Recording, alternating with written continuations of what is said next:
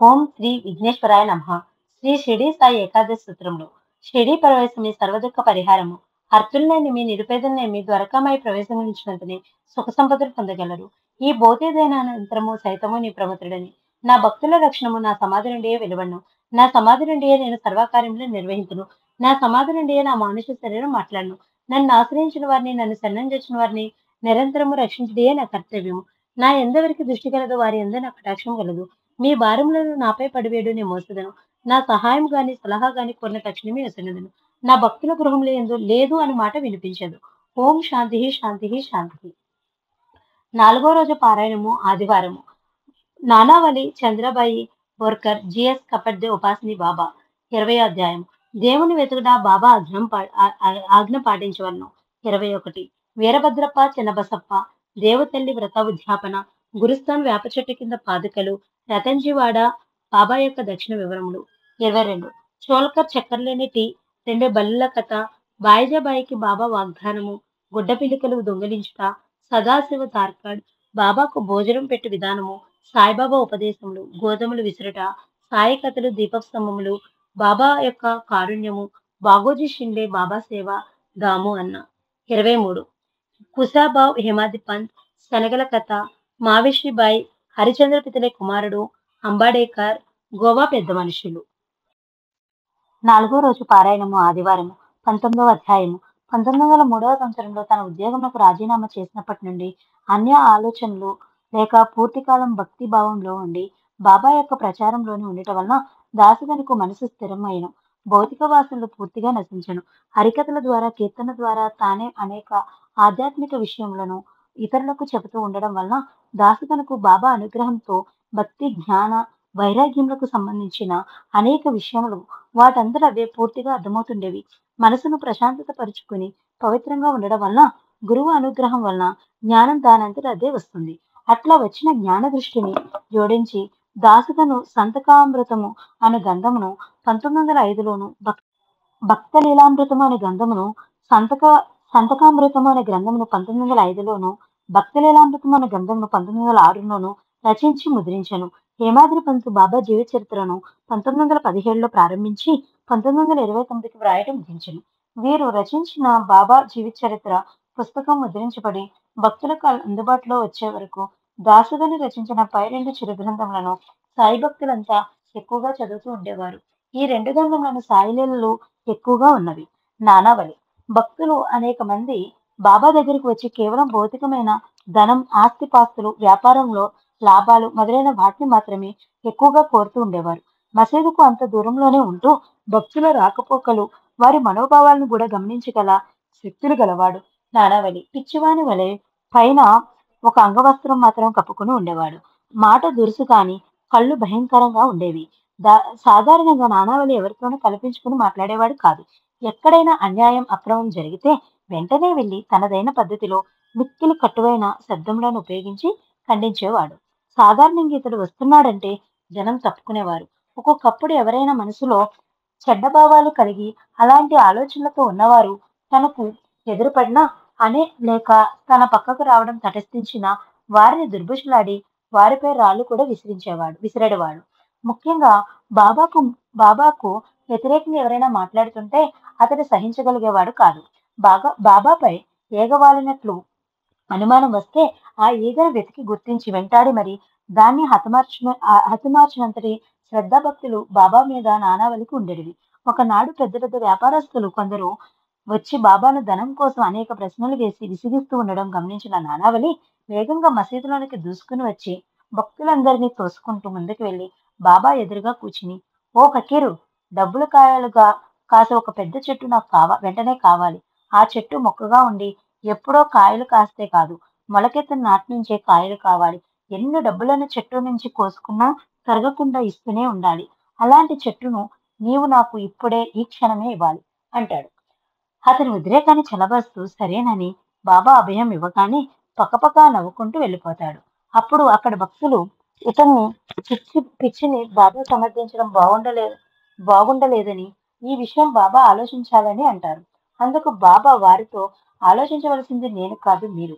నేను ఈ మసీదులో మీ కొరకు మీకు జ్ఞాన మార్గాన్ని చూపించి ముక్తికి అర్హులైనట్లుగా చేయుటకు కూర్చుని ఉండగా మీరు నా వద్దకు భౌతికమైన ధనం, హోదాలు లాంటి విషయవాంఛలతో వస్తున్నారు. మీ కోరికల రూపచిత్రనే నానావళినను కోరిన డబ్బులు కాసే చెట్టు. ఇప్పటికైనా మీ మనోభావాలను మార్చుకోండి. ఈ జీవితంలో మనిషి సాధించవలసినది ఏమిటి? ధనమే ముఖ్యమా? కాదే. కానీ ధనం కూడా జీవితానికి అవసరమే. అలాంటి జీవితావసరానికి సరిపడే ధనాన్ని ధర్మ మార్గంలో తగినంతగా సంపాదించుకోవచ్చును. అందులో తప్పులేదు. అత్యాశతో ధన సంపాదనకి జీవితాన్నంతా వృధా చేసి మితిమీరిన ధనాన్ని సంపాదించిన ఆఖరికి మరణించినప్పుడు అది మనిషి వెంట రాదు కదా! నా ఆధ్యాత్మిక కోశాగారం పూర్తిగా నిండి పొంగి పొర్లుతున్నది. ఎవరికి ఏమి కావాలన్నా ఇవ్వగలను. వారంతట వారు కూడా వచ్చి ఎవరికి కావలసినంత వారు తీసుకోవచ్చును. కానీ అందుకు తగిన అర్హతను ముందుగా పొందవలను. నేనిచ్చినది ఉంచుకున్నట్టు ఎవరికి ఇష్టపడరు. వారి కోరినదే వారికి కావలను. నేను విలువైన బంగారం ఇచ్చుటకు సిద్ధంగా ఉంటుంది. కానీ వారు పనికిరాని మట్టిగడ్డలనే కోరుతున్నారు. మనము ఎక్కడి నుండి ఈ మానవ శరీరంలోకి వచ్చితిమి? ఇక్కడ ఉండి ఏం చేయచుంటిమి? చివరకు శరీరంలో నుండి ఎక్కడికి వెళ్ళుచుంటిమి? చావు పుట్టుకల ఈ చదరంగాన్ని నడిపించేదెవరు? కనిపించు ఈ సూర్యచంద్రాది నక్షత్రములు గ్రహరాశులను సృష్టించే వారెవరు? వీటిని గురించి మానవులు ఆలోచించే స్థితిలో లేరు. కేవలం ధనము, శారీరక సుఖములను ఆశిస్తూ సంసార విషయంలో సంసార విషయాల్లోలురై ఈ శరీరాన్ని శాశ్వతమే భ్రమలో పడి, దీపంను చూసి ఆకర్షించబడి, ఆ వెలుగులో పడి కాలిపోయే పురుగు వలె మానవులు నశింపు వైపే మొగ్గు చూపెదరు. ఇది పూర్తి అజ్ఞానము. జ్ఞాన మార్గం దీనిని పూర్తిగా వ్యతిరేకమైనది.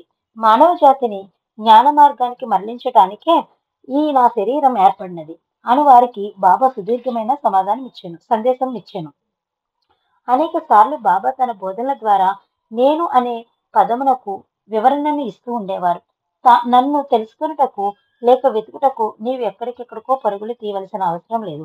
నీ శరీరానికి గల నామమును రూపమును తొలగించినచో నీలో మిగిలినది నేనే. నీలోనే కాక సకల ప్రాణికోటి యందు సమానముగానే ఉన్నాను. దీన్ని మీరు గుర్తించినచో సకల ప్రాణులలోనూ నన్నే మీరు చూడగలరు. మీరు ఏ ప్రాణిని హింసించినా నన్ను బాధ పెట్టినట్టే. ఇతరుల వలన తమకు కలుగు కష్ట నష్టములను సహించి ఓర్చుకుని వారే నాకు మిక్కిలి ప్రేమ పాత్రులని బాబా చెబుతుండేవారు. చంద్రాబాయ్ బోర్కర్. చంద్రాబాయ్ అనే ఆమె 1898 సంవత్సరంలో ఈ 1898 సంవత్సరంలో తన 28వ ఏట మొదటిసారి షిరిడీకి వెళ్లి బాబాను దర్శించి అప్పటికి ద్వారకామాయి మసీదు గోడలు మట్టితో అక్కడక్కడ పడిపోయినట్లు ఉండేవట. అప్పట్లో బాబా ఎక్కువ కాలం వేప చెట్టు కిందే ఉండేవారట. బాబా నీటితో దీపాలు వెలిగించుట ఈమె స్వయంగా చూసినది. ద్వారకామాయి మసీదుకు గుడ్డ పీలికలతో పెద్ద బెల్లను వేలాడగట్టి దానిపై 4 పక్కల దీప ప్రమిదలను పెట్టి మధ్యలో బాబా పడుకున్న దృశ్యాన్ని కూడా ఈమె స్వయంగా చూసినది. ఈమె భర్త రామచంద్ర బోర్కర్ ఇంజనీరు. 1909లో ఆయన పండరీపురంకు ఒక వంతెన నిర్మాణంకు ప్రవేశించుచుండెను. ఆ కాలంలో ఈమె షిరిడీకి వచ్చి చాలా రోజులు బాబా సమక్షంలో గడిపెను. రామచంద్ర బోర్కర్ మాత్రం అంతకు ముందెప్పుడు షిరిడీ రాలేదు. ఒకనాడు బాబా ఆమెను పిలిచి, అమ్మా, నీవు పండరికి వెళ్ళుము. నీ వెంటనే నేను కూడా వచ్చేదనని చెప్పాను.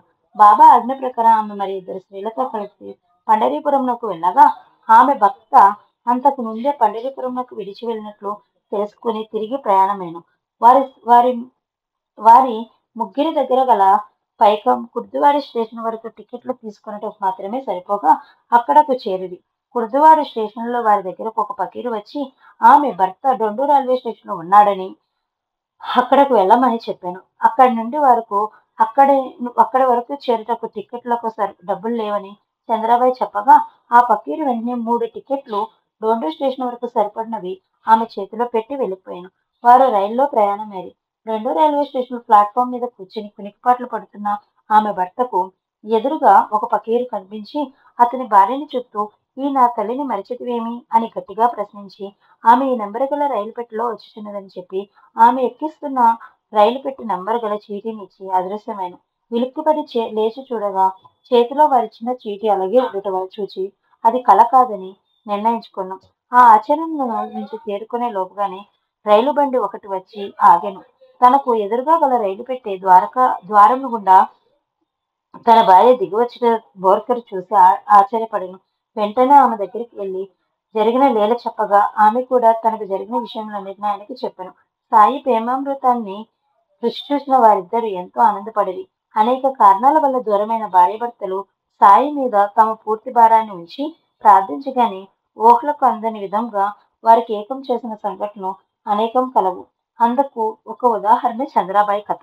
1910-11 ప్రాంతంలో మన దేశం బ్రిటిష్ వారి పరిపాలనలో ఉన్నది. దాదాబాయి నౌరోజీ అధ్యక్షతతో భారత జాతీయ కాంగ్రెస్ దేశంకు స్వపరిపాలన కావాలని తీర్మానించిన రోజులు. అప్పటి కాంగ్రెస్ నాయకుల్లో అతివాదులు, మితవాదులు అను రెండు పక్షములు ఉండేవి. అతివాద పక్ష నాయకుడైన బాలగంగాధర్ తిలక్ స్వాతంత్రం మా జన్మ హక్కు అనే నినాదంలో సంపూర్ణ స్వాతంత్ర్యం భారతదేశానికి వెంటనే కావాలని దేశం నలుమూలలా తిరిగి ప్రజలను ఉద్దేశించి మహాసభల్లో ప్రసంగిస్తూ ప్రజలను ఉత్తేజపరుస్తూ ప్రసంగించేసి ఉండేవారు. అట్టి అతివాదులందరినీ బ్రిటిష్ ప్రభుత్వం రాజద్రోహ నేరం కింద ద్వీపాంతరవాస శిక్షలను విధించుండెను. తిలక్ మహాశయుని కూడా అదే విషయంలో బార్మాలో గల మాండేలే జైలుకు తరలించింది. తిలక్ కు ముఖ్య అనుచరుడు గణేష్ దివాన్ బహదూర్ గణేష్, శ్రీకృష్ణ కపర్దే. 1911లో ప్రభుత్వము దేశభక్తులను నిర్దాక్షిణ్యంగా శిక్షించుండెను. అతివాదులతో ప్రముఖుడు బాలగంగాధర్ తిలక్. కుడిభుజం లాంటివాడు అయినా కప్పటికే తనకు శిక్ష తప్పదని నిర్ణయించుకుని భయపడను. అప్పటికే షిరిడిలో గల సాయిబాబా తప్ప తనను రక్షించగల వారు లేరని నిర్ణయించుకుని 5/12/1910 నాడు షిరిడీకి వచ్చి సాయీశ్వర్ని సేవించిన జిఎస్ కపర్దే. కపర్దే అమ్రోటి అనే నగరంలో పేరు ప్రఖ్యాతులు గల గొప్ప న్యాయవాది. ఆ వృత్తిలో అతడు ఎక్కువ ధనం కూడా సంపాదించాడు. భారత స్వాతంత్ర ఉద్యమంలో చురుగ్గా పాల్గొనటచే అనేక మందితో పరిచయం కలవాడు. పేరు ప్రతిష్టలు, ధన సంపాదన, కుటుంబ సుఖం మొదలైన విషయాల మీద అతని ఎక్కువ ఆసక్తి. ఆయన షిరిడీకి వచ్చిన మొదటి రోజునే, బాబా, ఇది నీ గృహము, నీవు ఇక్కడ నిశ్చయంగా ఉండవచ్చును. మీకు రక్షకుడైన నేనిక్కడ ఉండగా మీరు ఏ విషయంలో భయపడవలసిన పని లేదు అని అతని మనోభావాలను తగిన విధంగా అభయమిచ్చింది. ఒక వారం రోజులు మాత్రమే ఉండి అతడు తిరిగి అమ్రోటి వెళ్లిపోయాను. రెండవసారి కుటుంబ సమేతంగా 6/12/1911 తను తిరిగి షిరిడీకి వచ్చి సాయిప్రభుని త్రికరణ శుద్ధిగా ఆశ్రయించాను. అతని సమస్యలు తీరు వరకు బాబా అతని 3 నెలల 15 రోజుల పాటు ఎటు వెళ్ళనీక షిరిడీలోనే ఉంచాను. కాశీనాథ గోవింద ఉపాసని బాబా. వీరు తనకు గల అనారోగ్య బాధను తొలగించుకున్నట్లు వేరు మార్గం లేక 27/6/1911 నాడు షిరిడీకి చేరి ద్వారకామాయిలో ప్రవేశించగానే బాబా ఆయనతో, బిడ్డ, నీవు నాకు గడిచిన 7 జన్మల నుంచి తెలియను. నీవు స్థిమితపడి షిరిడీలో ఉండిన నీ లక్ష్యం సిద్ధించను. గత జన్మ పుణ్యకర్మలచే నీవు కొంత ఆధ్యాత్మిక పురోగతి సాధించితివి. కొంతకాలం ఇక్కడ నిశ్చల మనసుతో ఉండినా చాలును, ఉన్నత స్థితిని పొందగలవని చెప్పి ఆశీర్వదించను. 3వ దినమున కాశీనాథుడు ఇంటికి తిరిగి వెళ్ళుటకు బాబాను అనుమతి కోరెను. ఇక్కడనే ఉండము, వెళ్ళవలదు. ఒకవేళ నువ్వు వెళ్ళదలిచిన వెంటనే వారం రోజుల్లో తిరిగి రమ్ము అని చెప్పగా అతడు షిరిడీ వదిలి ఇంటికి చేరకముందే జరిగిన విచిత్ర సంఘటనల ద్వారా బాబా చెప్పినట్లుగా 7వ దినమున తిరిగి షిరిడీకి చేరెను. కాశీనాథుడు షిరిడీకి రాక పూర్వమే బాబా వివిధ రూపాల్లో కనపడి ఇచ్చిన అనేక సూచనలను గుర్తు చేసి 4 సంవత్సరముల పాటు దీక్షాకాలం నిర్ణయించి ఖండోబా మందిరంలో ఉండమని సాయి ఆదేశించారు. ఈ దీక్షాకాలంలో బాబా అనేక మహిమలను, నిదర్శనములను దైనందిన వ్యవహారముల ద్వారానే ఉపాసనికి బోధిస్తూ వచ్చెను. ఈ బోధనా పద్ధతిలో మిక్కిలి విచిత్రమైనవి, ఊహలకు అందనివి, అంతకు ముందెప్పుడు జరిగినట్ల ఏ గ్రంథంలో కూడా లభించినవి. దీక్షాకాలం పెరుగుతున్న కొద్దీ ఉపాసని దివ్యశక్తులు కూడా పెరుగుతూ వచ్చును.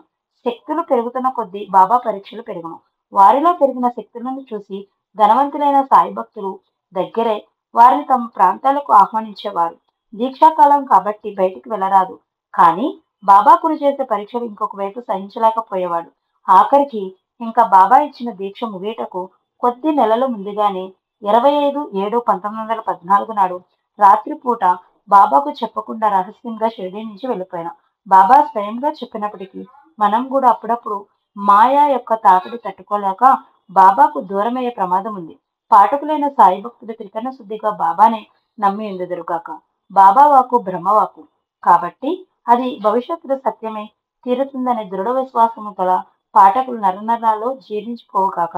వారి మనసులు సాయి తప్ప ఇంకా దేన్ని కోరుకుండుగాక. ఓం శాంతి శాంతి శాంతి. 19వ అధ్యాయం సంపూర్ణం. శ్రీ షిరిడి సాయిబాబా జీవిత చరిత్రము 20వ అధ్యాయము. మానవ జీవితము ఆశలతో, కోరికలతో, ఇంద్రియ సుఖములతో నిండి ఉన్నది. మనసును ఎంత నిగ్రహించుకున్నా, కోరికలను ఎంత కాలం జయించినా, ఇంద్రియాలను చాలా కాలం వరకు అదుపులో ఉంచినా, ఎప్పుడు ఏ నిమిషంలో మనిషిపై అవి తిరగబడి విజృంభించి ప్రకోపిస్తాయో తెలియదు. మాయా ప్రభావం వలన మనిషి అధోగతి పాలై దైవానికి దూరమై పోవను.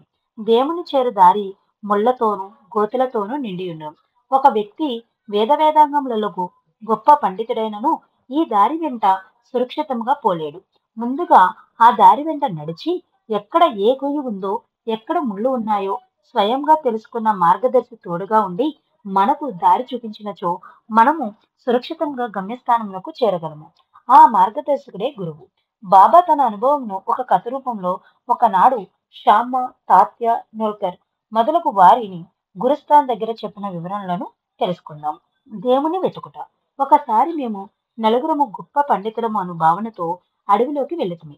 అడవిలో గల బంజరాల వనదేవత యొక్క గుడి ఆ ప్రాంతంలో ఉన్నదని విని ఆ గుడిని చూడవాలని బయలుదేరుతుంది. అది నిర్జన ప్రదేశము. మేము ముందుకు నడుస్తూ భగవంతుని చేరు మార్గం గురించి చర్చించుంటుంది.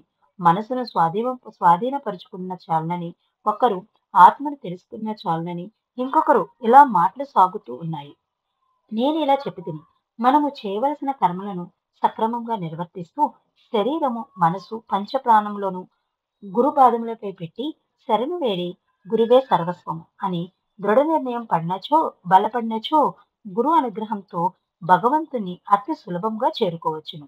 ఇలా మా సంభాషణ జరుగుతూ ఉండగా దారిలో ఒక బంజారా వర్తకుడు మాకు ఎదురై ఎక్కడికి వెళ్ళుచున్నారని ప్రశ్నించింది.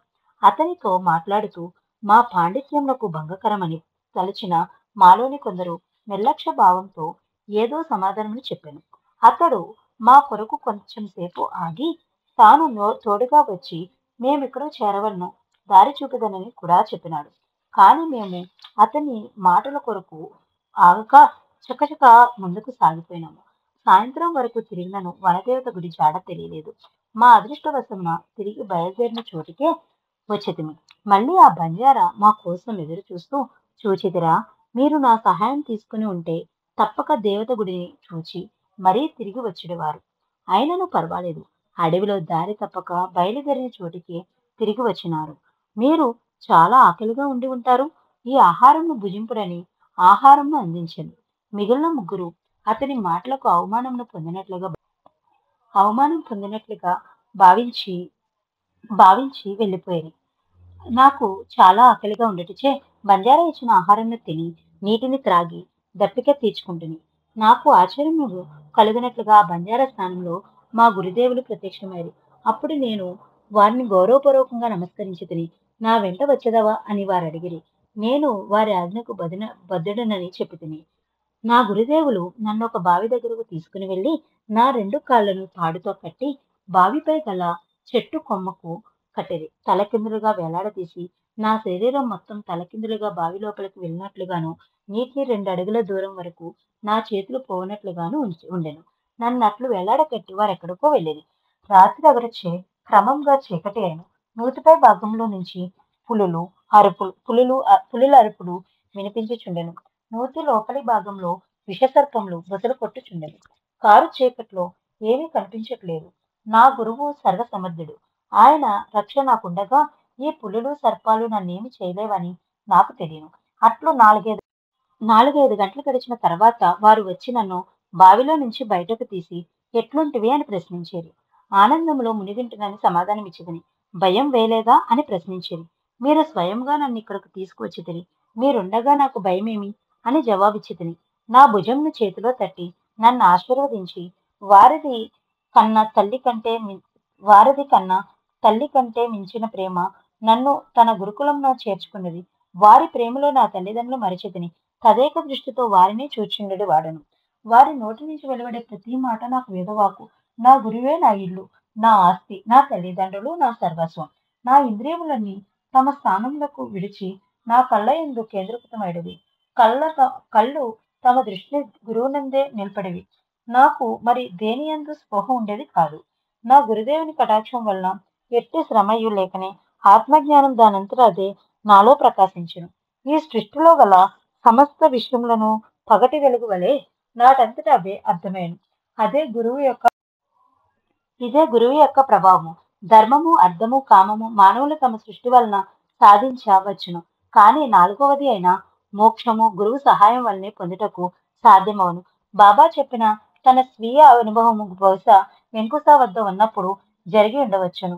ఈ కథ వలన మనం గ్రహించవలసిన విషయం, దేవుని కొరకు చేయు అన్వేషణలో గురువు సహాయము తప్పక అవసరము. సరైన గురువును ఎన్నుకొని వారిని పూర్తిగా నమ్మకుండా ఎన్ని కార్యక్రమాలు చేసినా దైవాన్ని తెలుసుకోలేము. బాబా ఆజ్ఞ పాటించవలను. సాయిబాబాను షిరిడి ప్రజలు సాక్షాత్తు పరబ్రహ్మ స్వరూపుడిగా భావించుచుండేది. బాబా వద్ద సెలవు తీసుకుని వెళ్ళినప్పుడు బాబా కొన్ని సూచనలు ఇచ్చేవారు. అది వారి ఆజ్ఞగా భావించి భక్తులు పాటించడు వారు. అలా వారి సూచనలు పాటించినచో ఏదో బాధ కలిగేది. ఒకసారి తాత్యా కోటే పాటిల్ టాంగాలో కోపర్గాం సంతకు వెళుతూ బాబా దగ్గరకు వచ్చి నమస్కరించగా, ఇప్పుడు నీవు షిరిడి వదిలి వెళ్ళిపోవలదని హెచ్చరించాను. మీరుండగా నాకెవరి తోడు అక్కర్లేదని మొండిగా ప్రయాణమై వెళ్ళిపోయాను. కొంత దూరం వెళ్ళిపోయిన తర్వాత గుర్రం కాలు వెనికి కూలబడగా బండి పడిపోయాను. తాత్యాకు పెద్ద ప్రమాదమేమీ జరగలేదు, కానీ ప్రయాణం మానుకుని వెనుకకు తిరిగి రావాల్సి వచ్చాను. తనకు జరగబోయే ప్రమాదం ముందుగా ఊహించి సలహా ఇచ్చిన సాయి యొక్క మాతృప్రేమను గుర్తు చేసుకుని తాత్య పరవశుడైనాను. ఐరోపా దేశపు డాక్టర్ ఒకసారి బాబా దర్శనంకు వచ్చి మసీదులోకి వెళ్లి బాబా చేతిని ముద్దు పెట్టుకోవాలని ఆశపడ్డాను. కానీ అతని బాబా మసీదు లోపలికి రానియక బయట నుంచే దర్శనం చేసుకోమని ఆదేశించాను. దానికి అతడు అవమానపడి వెంటనే తిరుగు ప్రయాణమైను. ఆ రోజు నుండి మరుసటి రోజు వెళ్ళమని బాబా చెప్పాను. అతడు వినక వెంటనే తిరుగు ప్రయాణమైన. కొంత దూరం పోగా గుర్రం బెదిరి ప్రయాణం చేయుచున్న టాంగా అతడు చాలా దూరం నేలపై ఏడవబడగా శరీరంపై చాలా చోట్ల దెబ్బలు తగిలింది. చాలా రోజులు కోపర్గం ఆసుపత్రిలో ఉండి చికిత్స పొందను. ఈ రెండు సంఘటనల ద్వారా మనం గ్రహించవలసిన విషయం, తాత్య బాబా ఆజ్ఞను వ్యతిరేకించి ప్రయాణమైన భారం మళ్ళీ బాబా మీదే వేయటం వలన ప్రమాదం నుండి తప్పుకోగలిగాను. కానీ విదేశీయుడు బాబా తన అవమానపరిచినని భావించి వెడలిపోయాను. కానీ తను మేలుకోరే బాబాట్లు చెప్పినని భావించలేదు. ఇద్దరికి జరగబోయే చెడును గ్రహించి హెచ్చరించారు సాయి. భారాన్ని తనపై వేసిన తాత్యాను మాత్రం రక్షించక తప్పలేదు. తాత్య చేసినది కూడా తప్పే. బాబా వద్దు అన్న పని చేసి మళ్ళీ భారం నీదే అనడం ఎంతవరకు సమంజసం? అది కేవలం బాబాను బాధపెట్టే మూర్ఖమైన చర్య. రామచంద్ర ఆత్మారాం అన్నతడు ప్రార్థనా సమాజమునకు చెందినవాడు. ఇతనికి బాబా సాహెబ్ టార్గెట్ అను మరి ఒక పేరు కలదు. ఈ సమాజం వారు విగ్రహారాధనను అంగీకరించారు. ఇతడు బాంద్రాలో వకీలు వృత్తిలో ఉండెను. విశాల దృక్పథం గల మానవతావాది. ఇతని భార్య కుమారులు మాత్రం సాయి భక్తులు. కుమారుడు ప్రతిరోజు పాతకాలంలోనే లేచు కాలకృత్యాదులు తీర్చుకుని బాబా పటంకు పూజ చేసిన తర్వాతనే దైనందిన కార్యక్రమాలను ప్రారంభించాడు వాడు. ఒకసారి ఆత్మారాం భార్య షిరిడీకి వెళ్లి బాబాను దర్శించవలనని కోరుకున్నది. తల్లికి తోడుగా వెళ్ళమని ఆత్మారాం కొడుకును చెప్పాను. కానీ తాను తన తల్లి ఇద్దరూ షిరిడీ వెళ్ళినచో ప్రతిరోజు నియమంగా పూజ జరుగు బాబా పటంకు పూజ జరగదు అనే ఉద్దేశంతో కుమారుడు అంగీకరించలేదు. తనకు ఇష్టము నమ్మకము లేకపోయినా భార్య కోరిక తీర్చుటకై వారు తిరిగి వచ్చే వరకు తన కొడుకు చేయనట్లు ప్రతిరోజు బాబా పటంకు తాను పూజ చేయదనని ఆత్మారాం కొడుకునకు వాగ్దానం చేసి వారిద్దరిని షిరిడీకి పంపింది. మొదటి 2 రోజులు సాయి పటంకు పూజ సక్రమంగా చేసి మధ్యాహ్న భోజనం ముందుగా మొదట బాబా ప్రసాదం తీసుకుని ఆ తర్వాతే భోజనం చేశాను. 3వ రోజు సోమవారం నాడు కోర్టు పనులు ఎక్కువగా ఉండటచే త్వరగా పూజ చేసి వెళ్ళిపోయాను. మధ్యాహ్న భోజనంకు వచ్చినప్పుడు వంటవాడు భోజనమునకు ముందు సాయి ప్రసాదం పెట్టలేదు. కారణం అడగగా ఉదయం పూజ చేసి త్వరగా వెళ్ళు హడావిడిలో ప్రతిరోజు బాబాకు నైవేద్యంగా పెట్టు పటిక బెల్లం పెట్టడం మర్చిపోయినారని చెప్పాను. ఆ మాటలు వినిన ఆత్మారాం కలుపుతున్న భోజనంను ఆపి లేచి వెళ్లి పూజా మందిరంలో చూడగా నైవేద్యం పెట్టు పళ్ళెం ఖాళీగా ఉండెను. అతనికి ఒళ్ళంతా కంపరమొత్తెను. కోర్టులోని ముద్దాయి వలె బాబా ముందు తలదించుకుని తన కొడుకు భయపడినంత జరిగినది. నీవు చేయు విధముగా ప్రతిరోజు సాయి పూజ చేసేదనని కొడుకునకు మాట ఇచ్చి, ఆ మాట తప్పి ఈ రోజు నైవేద్యం పెట్టనందుకు శిక్షగా ఈ పూట నేను కూడా భోజనం చేయనని ఫోటోలో ఉన్న బాబాకు చెప్పి భోజనం చేయకనే తిరిగి కోర్టుకు వెళ్ళిపోయాను. అదే సమయంలో షిరిడీలో ద్వారకామాయిలో ఆత్మారాం కొడుకు భార్య భక్తి శ్రద్ధలతో బాబా ఎదురుగా నిలబడి నిలబడి ఉన్నారు. బాబా ఆమెను పిలిచి, అమ్మా, నాకెంతో ఆకలిగా ఉంది. ఏమైనా తిందామని బాంద్రాలో గల మీ ఇంటికి ఈరోజు వెళ్ళాను. మీ పూజ గది తాళం వేసి ఉంది. అయినా నేను లోపలికి వెళ్ళాను. అక్కడ తినుటకు నాకు ఏమీ లభించలేదు. ఆకలితో తిరిగి వచ్చాను. నన్ను ఆకలితో తిరిగి పంపిన నీ భర్త కూడా తాను కూడా ఈ రోజు ఆహారం తీసుకోలేదమ్మా అని చెప్పగా వారిద్దరు ఆశ్చర్యపడి విషయాన్ని వివరంగా బాంద్రాకు ఉత్తరం రాశారు. కోర్టుకు తిరిగి వెళ్ళిన ఆత్మారాం కూడా వెంటనే అదే రోజున తన వల్ల జరిగిన పొరపాటును తెలియజేస్తూ కొడుకునకు ఉత్తరం రాసని. మూడో రోజున బాంద్రా నుంచి రాసిన ఉత్తరం షిరిడీలోని కొడుకునకు ఉత్తరం కోర్టు నుండి తిరిగి వెళ్ కోర్టు నుండి కోర్టుకు తిరిగి వెళ్ళిన ఆత్మారాం కూడా వెంటనే అదే రోజున తన వలన జరిగిన పొరపాటును తెలియజేస్తూ కొడుకునకు ఉత్తరం రాసెను. మూడో రోజున బాంద్రా నుంచి రాసిన ఉత్తరం షిరిడీలోని కుమారునకు, షిరిడీలో కుమారుడు రాసిన ఉత్తరం బాంద్రాలోని తండ్రికి అందినవి. ఆ ఉత్తరం తీసుకుని బాబా వద్దకు పరుగున వెళ్ళింది. కుమారుతో, బాబా, బిడ్డ, నువ్వు భయపడకుము. ఇక ముందు నీ తండ్రి కూడా నన్ను మరవడు. నీ వల్లనే అతడు కూడా పూజ చేయను. నీవు నీ ఇష్టం వచ్చినన్ని రోజులు ఇక్కడే ఉండమని ఆదేశించాను. బాంద్రాలో ఆత్మారాం షిరిడీ నుంచి కుమారుడు రాసిన ఉత్తరం చూసి బాంద్రాలో తాను నైవేద్యం పెట్టిన విషయము, అందుకు శిక్షగా తాను ఉపవాసం ఉన్న విషయం బాబాకి ఎట్లు తెలుసును అని ఆలోచించి బాబా పటమునకు ఆయనకు ఏమాత్రం తేడా లేదని, విగ్రహారాధన తప్పు కాదని నిర్ణయించుకుని ఆ రోజు నుంచి తను కొడుకుతో పాటుగా తాను కూడా పూజ చేయదునని బాబాతో మొరపెట్టుకుంది. తన కుమారుని వల్ల తనకు కలిగిన అనుభవానికి ఆనందపడను. సాధారణంగా తల్లిదండ్రుల నుంచి పిల్లలు ఆధ్యాత్మిక విషయాలు నేర్చుకుంటారు. కానీ ఇతని కుమారుడు తండ్రికి మార్గదర్శి సాయి మార్గంలోకి లాగాడు. అట్టి కొడుకును కన్న ఆత్మారం ధన్యుడు. పాఠకులైన సాయి భక్తులు కూడా పిన్నలైనా పెద్దలైనా వయసు భేదం లేకుండా పారాయణం చేయుచున్న ప్రతి కథలోని విషయాన్ని చక్కగా అవగాహన చేసుకుని జీవితంలో ఆచరణలో పెట్టుకుని ముందుకు సాగుతూ తోటి బంధుమిత్రులందరికీ ఆదర్శ సాయి భక్తులుగా నిలిచేందుకు తీవ్ర కృషి చేయవలను. అందుకు సాయిని కూడా తన వంతు బాధ్యత నిర్వర్తించమని ప్రార్థిస్తూ ఈ అధ్యాయాన్ని ముగిద్దాం. ఓం శాంతి శాంతి శాంతి. 20వ అధ్యాయం సంపూర్ణం. శ్రీ షిరిడి సాయిబాబా జీవిత చరిత్రము 21వ అధ్యాయము. ఒక్కొక్కసారి బాబా తానంతటి తానే ఏదో ఒక కథ వలె తనకు జరిగిన కొన్ని విషయములను తెలుసుండేవాడు. ఒకనాడు లెండిబాగ్లో పొలమొక్కలకు నీళ్లు పోసిన తర్వాత దగ్గరలో గల ఒక చెట్టు కింద బాబాతో పాటుగా తాతయ్య కూర్చుని ఉండగా బాటే మొదలైన మరి కొంతమంది కూడా వచ్చి కూర్చొని. అప్పుడు బాబా తన గత స్థితిని ఈ విధంగా వివరించారు.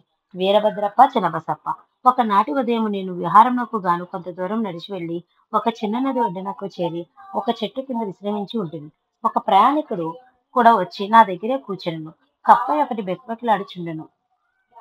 అతను దాని గురించి అడిగినాడు. ఒక కప్ప తాను పూర్వజన్మలో చేసిన పాపమును అనుభవించుతున్నదని చెప్పితిని. గత జన్మలో మనం చేసిన పాపపుణ్యములు ఫలమీ జన్మలో అనుభవించక తప్పదు. అతను పోయి చూచి వచ్చి ఒక నల్లని పాము కప్పను మింగుటకు సిద్ధంగా ఉన్నదని చెప్పాను. గత జన్మలో ఆ రెండు ప్రాణులు దుర్మార్గముగా ప్రవర్తించినవి కావున ఆ ఫలితము ఈ జన్మమును కూడా అనుభవించుచునే ఉన్నవి చెప్పితిని. కొద్ది క్షణంలోనే పాము కప్పను మింగునని అతడు చెప్పాను. నేను దానికి తండ్రి లాంటి వాడను. కప్పను చావనీయనని చెప్పి ఇద్దరము లేచి అక్కడికి వెళ్ళి తిని నేను వాటిని దగ్గరగా వెళ్ళి ఇట్లాంటిని, ఏమి వీరభద్రప్ప, నీ విరోధి చిన్నబసప్ప కప్ప జన్మెత్తి నీచమైన బతుకటలేదా? నీవు పాము జన్మనెత్తినను మీ మధ్య గల ఈ వైరం నశించలేదా? ఛీ, ఎందులకు ఈ వైరభావములు? మీ ద్వేషములను వదిలి శాంతింపుడు. నా మాటలు విని పాము కప్పను విడిచి నీటిలోకి పోయాను. కప్ప గెంతుతూ వేరొక వైపునకు వేపోయాను. బాటసారి ఈ దృశ్యంను చూసి ఆశ్చర్యపడి వీరభద్రప్ప, చిన్నబసప్పులు ఎవరు? ఆ విషయం వివరించమని కోరగా కప్ప, పాముల యొక్క గత జన్మలోని విశేషములను ఈ విధంగా వివరించదని. మయూరి అనే గ్రామంలో కొంత దూరంలో ఒక పురాతన శివాలయం ఉండేది. ఆ శిథిలా స్థితిలో ఉండెను. ఆ గ్రామంలో ప్రజలు దానికి మరామతులు చేయటకై చందాల రూపంలో పెద్ద మొత్తంలో వసూలు చేసి ఊరిలో గల ధనవంతుని కోశాధికారిగా నియమించి ఆ ధనమును అతని చేతిలో పెట్టి అతడు పరమలోభి. దేవాలయముల కొరకు చాలా తక్కువ ఖర్చు పెట్టి ఎక్కువ ఖర్చు పెట్టినట్లు లెక్కలు వ్రాసేవాడు. దేవాలయం అది అభివృద్ధి కాలేదు. ఎవరైనా వచ్చి అడిగినచో తీయని మాటలు చెప్పేవాడు. కొన్ని రోజుల తర్వాత ఆ మందిరంలో గల మహాదేవుడు ఆ లోబి భార్య కల్లో కనిపించి, నీవు దేవాలయపు శిఖరంను కట్టించుము. నీవు ఖర్చు పెట్టిన దానికి 100 రెట్లు ధనము నీవు తిరిగి ఇచ్చదనని చెప్పెను. ఆ విషయం భర్తకు చెప్పగా అతడు ఇది ధనము ఖర్చగు విషయం గనక భార్యను ఎగతాళి చేసి అది మామూలు స్వప్నమని దాన్ని నమ్మవలదని చెప్పెను. తాను కూడా అక్కడే ఉండగా తనకు చెప్పకుండా ఆమెకు చెప్పుట ఇది భార్యాభర్తల విడదీయు మార్గం వలె తోచున్నదని ఆమెను భయపెట్టును. ఆమె నిస్సహాయురాలై ఊరుకొనెను. మరికొద్ది రోజుల తర్వాత మళ్ళీ ఆమె కలలో మహాదేవుడు కనిపించి భర్త వద్ద గల ధనం విషయం గాని గురించి గాని అతని ధనం ఖర్చు విషయం గురించి గాని అడగక తన వద్ద గల దానితో మందిర గోపురం నిర్ణయించమని చెప్పాను. ఆ విషయం ఆమె తన భర్తతో సంప్రదించి తనకు పసుపు కుంకుమలుగా పుట్టింటి వారిచ్చిన బంగారు ఆభరణములను ఆ దైవ కార్యములకు దానం చేయుటకు నిర్ణయించుకున్నదని. ఆ పరమలోభి దానికి కూడా చికాకుపడి ఆ నగలను కూడా బయటకు పోనీయరాదని వాటిని చాలా తక్కువ ధరకు వెలకట్టి 1000 రూపాయలకు తానే కొని ఆ 1000 రూపాయలు నగదును ఇవ్వకోకుండా సాగు చేయుటకు పనికి రాక బీడుపడి ఉన్న కొంత పొలంను ఇచ్చెను. ఆ పొలం కూడా అతడి సొంతము కాదు. దుబాకి అను ఒక పేదరాలు 200 రూపాయలకు ఎప్పుడో కుదవ పెట్టగా ఆ బాకీ కింద పొలమును కూడా అతడు ఆక్రమించెను. ఇట్లు నికృష్టుడైన ఆ లోబి ధనము మీద ఆశతో తన భార్యను దుబాకీని దైవమునకు కూడా మోసగించెను. అది ఎలాగూ పనికిరాని భూమి కాబట్టి దాన్ని మందిర పూజారికి స్వాధీనపరిచిరి. కొన్నాళ్ల తర్వాత గొప్ప గొప్ప తుఫాను వచ్చి కుంభవృష్టిగా వాన కురిసెను. ఆ సమయంలో లోబి ఇంటిపై పిడుగుపడుటచే లోబి అతని భార్య చనిపోయేది. కాలగమనంన దుబాకి కూడా చనిపోయాను. ఆ తర్వాత జనంలో లోబి దగ్గరలో గల మధురాపట్నంలోని బ్రాహ్మణ కుటుంబంలో వీరభద్రప్పయ్యను పేరుతో బీద బ్రాహ్మణ కుటుంబంలో పుట్టి భిక్షాటన చేయుచు జీవితం గడుపుచుండెను. అతని భార్య పూజారి కూతురిగా గౌరి అను పేరుతో పెరుగుచుండెను. దుబాకి మందిరపు యజమాని ఇంటి గల మగ శిశువుగా పుట్టి చిన్నబసప్ప పేరుతో పెరిగెను. వీరభద్రప్ప ఈ జనంలో కూడా ధనమునకై మిక్కిలి తాపత్రయపడుచుండెను. ఉన్నట్టుండి ఫలములు ధరలు పెరిగిపోయాను. గౌరీకి పూజారి కానుకగా ఇచ్చిన దుబాకి భూమి లక్ష రూపాయలు కమ్ముడిపోయాను. ఆమెకు గల ఆభరణముల విలువ కూడా 100 రెట్లు పెరిగెను. ఆస్తికి విలువ లేనంత వరకు ఎవరూ పట్టించుకొనలేదు. విలువ పెరగగానే ధనమునకే తగులాటలు ప్రారంభమైన. సలహాకై నా వద్దకు రాగా ఆ ఆస్తి అంతయు మహాదేవునిది కాబట్టి ఆ పూజారికి వర్తించునని, పూజారికి కొడుకులు లేనందున సర్వహక్కులు గౌరికి వచ్చినని, ఆమె అనుమతి లేనిదే పైకం ఖర్చు చేరాదని, ఆమె భర్తకు ఆస్తిపై అధికారం లేదని సలహా ఇచ్చితిని. అందుకు కోపగించిన వీరభద్రప్ప గౌరీ ద్వారా ధనము అపహరించుటకు నేనిట్లు ప్రయత్నించున్నానని నాపై నేరారోపణ చేశాను. అతని మాటలు వినిన నేను భగవంతుని ధ్యానించి ఊరుకుంటుని. ధన విషయంలో వీరభద్రప్ప చిన్నబసప్పులు విరోధులైరి. వారిలో శత్రుత్వం పెరుగుతున్నది. వీరభద్రప్ప మిక్కిలి కోపిష్టి. ముక్కలుగా నరికెదనని చిన్నబసప్పును హెచ్చరించాను. చిన్నబసప్ప పిరికివాడు. నన్ను ఆశ్రయించాను. అతన్ని తన శత్రువు బారి నుండి రక్షించదనని వాగ్దానం చేసి ఉంటుంది. కొంతకాలం నాకు వీరభద్రప్ప చనిపోయి పాముగా జన్మించెను. చిన్నబసప్ప మరణించి కప్పగా జన్మించెను. వారి గత జన్మ వైరభావంలో ఈ జన్మలోనూ ఉండటచే పాము కప్పను మింగుటకు ప్రయత్నించెను. నా వాగ్దానం నిలుపుకొనుటకే దైవం నన్ను ఇక్కడికి పంపి కప్పను రక్షించినట్లు చేశాను. 2 మేక కథలో వలె ఈ కథ గురించి కూడా మనం అనేక ముఖ్య విషయాలను గమనించవలను. 1. శత్రుత్వము, విరోధ భావములు జీవిత లక్ష్యాలుగా ఉంటే మరి జన్మలో మానవ జీవితం నుండి దిగజారిపోయి జంతు జీవితం పొందక తప్పదు. కాబట్టి మన మేలు కొరకే మనం శత్రుత్వం, విరోధాలు లేకుండా సాయి చూపిన ప్రేమ మార్గంలోనే జీవితం గడపాలి. 2. దైవధనాన్ని ఆశతో సొంతం చేసుకుని తన కొరకు లేక కుటుంబం కొరకు ఖర్చు పెట్టుకుంటే వీరభద్రపు వలె మరుజన్మలో కటిక దరిద్రంతో భిక్షాటన చేసుకోనక తప్పదు. పాఠకులైన వారిలో ఎవరైనా దైవధనాన్ని ట్రస్టీలుగా సెక్రటరీలుగా, అధికారికులుగా లేక అనాధికారిగా పెద్దలుగా గాని ఉన్నవారుంటే జాగ్రత్తగా వ్యవహరించి ఒక్క రూపాయి కూడా ఎలాంటి పరిస్థితుల్లోనూ స్వార్థానికి ఉపయోగించుకొనవద్దు. ఒకవేళ ఇంతకు ముందు తెలియని స్థితిలో అలా చేసి ఉంటే వీలైనంత త్వరలో ఆ ధనాన్ని వీలైనంత త్వరలో ఏంటంటే ఒక్క రూపాయి కూడా ఎలాంటి పరిస్థితి స్వార్థానికి ఉపయోగించుకోవద్దు. ఒకవేళ ఇంతకు ముందు తెలియని స్థితిలో అలా చేసి ఉంటే వీలైనంత త్వరలో ఆ ధనాన్ని ఆ దైవానికి తిరిగి సమర్పించండి. భక్తి శ్రద్ధలతో మీరు చేసే ఈ పారాయణ ఫలం మీ జీవితాలను బాగు చేయాలని, పవిత్రపరచాలని సదుద్దేశంతో చేస్తున్న ఈ సూచనను పాఠకులు సహృదయం అర్థం చేసుకుని, ఆచరించి పవిత్రులవుతారని ఆశిద్దాము. దేవు తల్లి వ్రత ఉద్యాపన. ఠానా జిల్లాలో అను ఊరిలో దేవ్ అని పేరుగల సాయి భక్తుడు తహసీల్దారిగా పనిచేయుచుండెను. వీరి కుటుంబం అంతా సాయి భక్తులుగా అతని తల్లి ఒక వృత్తం ప్రారంభించినది. దాని ప్రకారం ఆమె ఒక నెల రోజుల పాటు నిత్య పూజాది కార్యక్రమం నిర్వహించి ఆఖరి రోజున నోము ఉద్యాపన జరుపుకోవాలి. ఆ రోజున శక్తి కొలది బంధుమిత్రులకు భక్తులకు భోజనం పెట్టవలసి ఉండెను. తన తల్లి చేయు ఆ వ్రతపు ఉద్యాపన నాడు వైభవమునకు కార్యక్రమము జరిపించి 400-500 మందికి భోజనములు పెట్టవాలని దేవి సంకల్పించెను. ఈ విషయం చర్చించుకున్న సందర్భంలో అతని భార్య షిరిడీ నుండి బాబా కూడా వచ్చిన ఈ వ్రతం యొక్క ఫలము 100 రెట్లు పెరుగుతుందని తమ ప్రత్యక్ష దైవమైన సాయిని ఆహ్వానించమని కోరగా అందరూ సంతసించి షిరిడీలో గల బాపు సాహెబ్ జోగునకు తనకు బదులుగా బాబాని ఈ కార్యక్రమం రావాల్సిందిగా ఆహ్వానించమని దేవ్ ఉత్తరం రాసెను. ద్వారకామాయిలో ఆసీనుడైన సాయి జోగ్ ద్వారా దేవ్ ఆహ్వానమునకు అందుకుని భక్తితో నన్ను పిలుచువారి వద్దకు నేను పరిగెత్తుకుని వచ్చేదనని, నన్ను గుర్తుంచుకుని వారిని నేను మరవను. నన్ను ప్రేమతో ఎవరు ఎప్పుడు తలచినా అప్పుడు వారి దగ్గరకు ఉండగలను. నేను మరి ఇద్దరితో కలిసి వచ్చేదనని దేవుకు ఉత్తరం రాయము అని చెప్పాను. షిరిడీ నుంచి జోగు రాసిన ఆ సమాధానం చూసి దేవ కుటుంబ సభ్యులంతా ఆనందించిరి. వ్రత వృద్ధాపన ఇంకా నెల రోజులు వ్యవధి ఉన్నది. దహాం రైల్వే స్టేషన్లో గో సంరక్షణ చందాల కొరకు ఒక సన్యాసి వచ్చి రైల్వే స్టేషన్లో మాస్టర్తో సంప్రదించెను.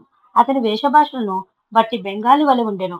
ఊరిలో గల మమల్తదారు దేవును సంప్రదించినచో వారు సహాయపడదరని స్టేషన్కు మాస్టర్ చెప్పుచుండెను. ఇంతలో దేవు కూడా ఏదో పని మీద అక్కడికి వెళ్ళెను.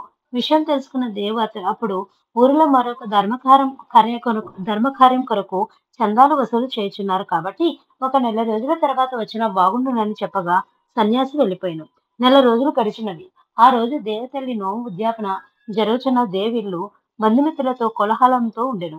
ఉదయపు వేళ బెంగాలీ సన్యాసి సరాసరి దేవి ఇంటి ముందు టాంగా దిగెను. దేవ్ వారిని గుర్తించి ఆహ్వానించెను. బెంగాలీ సన్యాసి తను చందాల కొరకు రాలేదని, భోజనం కొరకు వచ్చితనని చెప్పాను. అందుకు దేవ్, మంచిది, ఈ రోజు నా తల్లి నోముల ఉద్యాపన జరుగుతున్నది. మధ్యాహ్నం 12 గంటలకల్లా భోజనం వడ్డించబడును. మీరు తప్పక దయచేయడు. మీ మకాము తెలిపినచో కబురు పంపుదనని చెప్పాను. అందుకు, నీవు కార్యార్థివి, అనేక పనులు చూసుకోవలసి ఉంటుంది కనుక మాకు నీవు తిరిగి కబురు పంపవలసిన పని లేదు. కావాలని భోజనంకు వచ్చిన మేము సరియగు సమయంకు తప్పక వచ్చాము. నాతో పాటుగా మరి 2 మిత్రులు ఉన్నారు. ముగ్గురము కలిసి వచ్చి భోజనం చేసేదమని చెప్పి వెళ్ళిపోయాను. సమయము 12 గంటలైనది. వడ్డనలు ప్రారంభించబడుచున్న సమయమునకు సన్యాసి 2 కుర్రవాళ్ళను వెంటబెట్టి తీసుకుని వచ్చి భుజించి నిర్విఘ్నముగా నిరాటంకరముగా జయప్రదముగా వ్రతం పూర్తయ్యాను.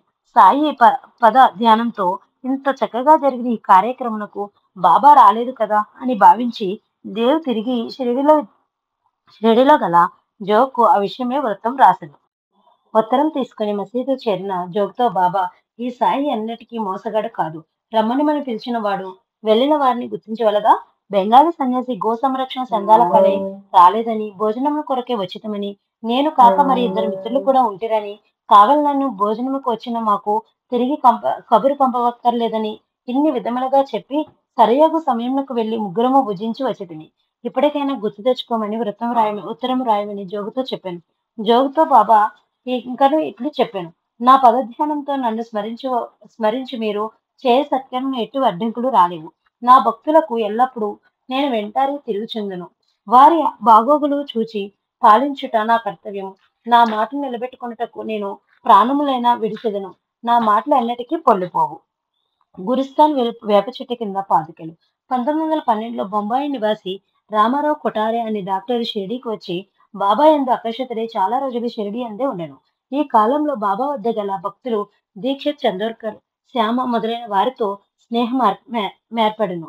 వారిలో వారు చర్చించుకున్నప్పుడు బాబా మొదట షిరిడీకి వచ్చి వేప చెట్టు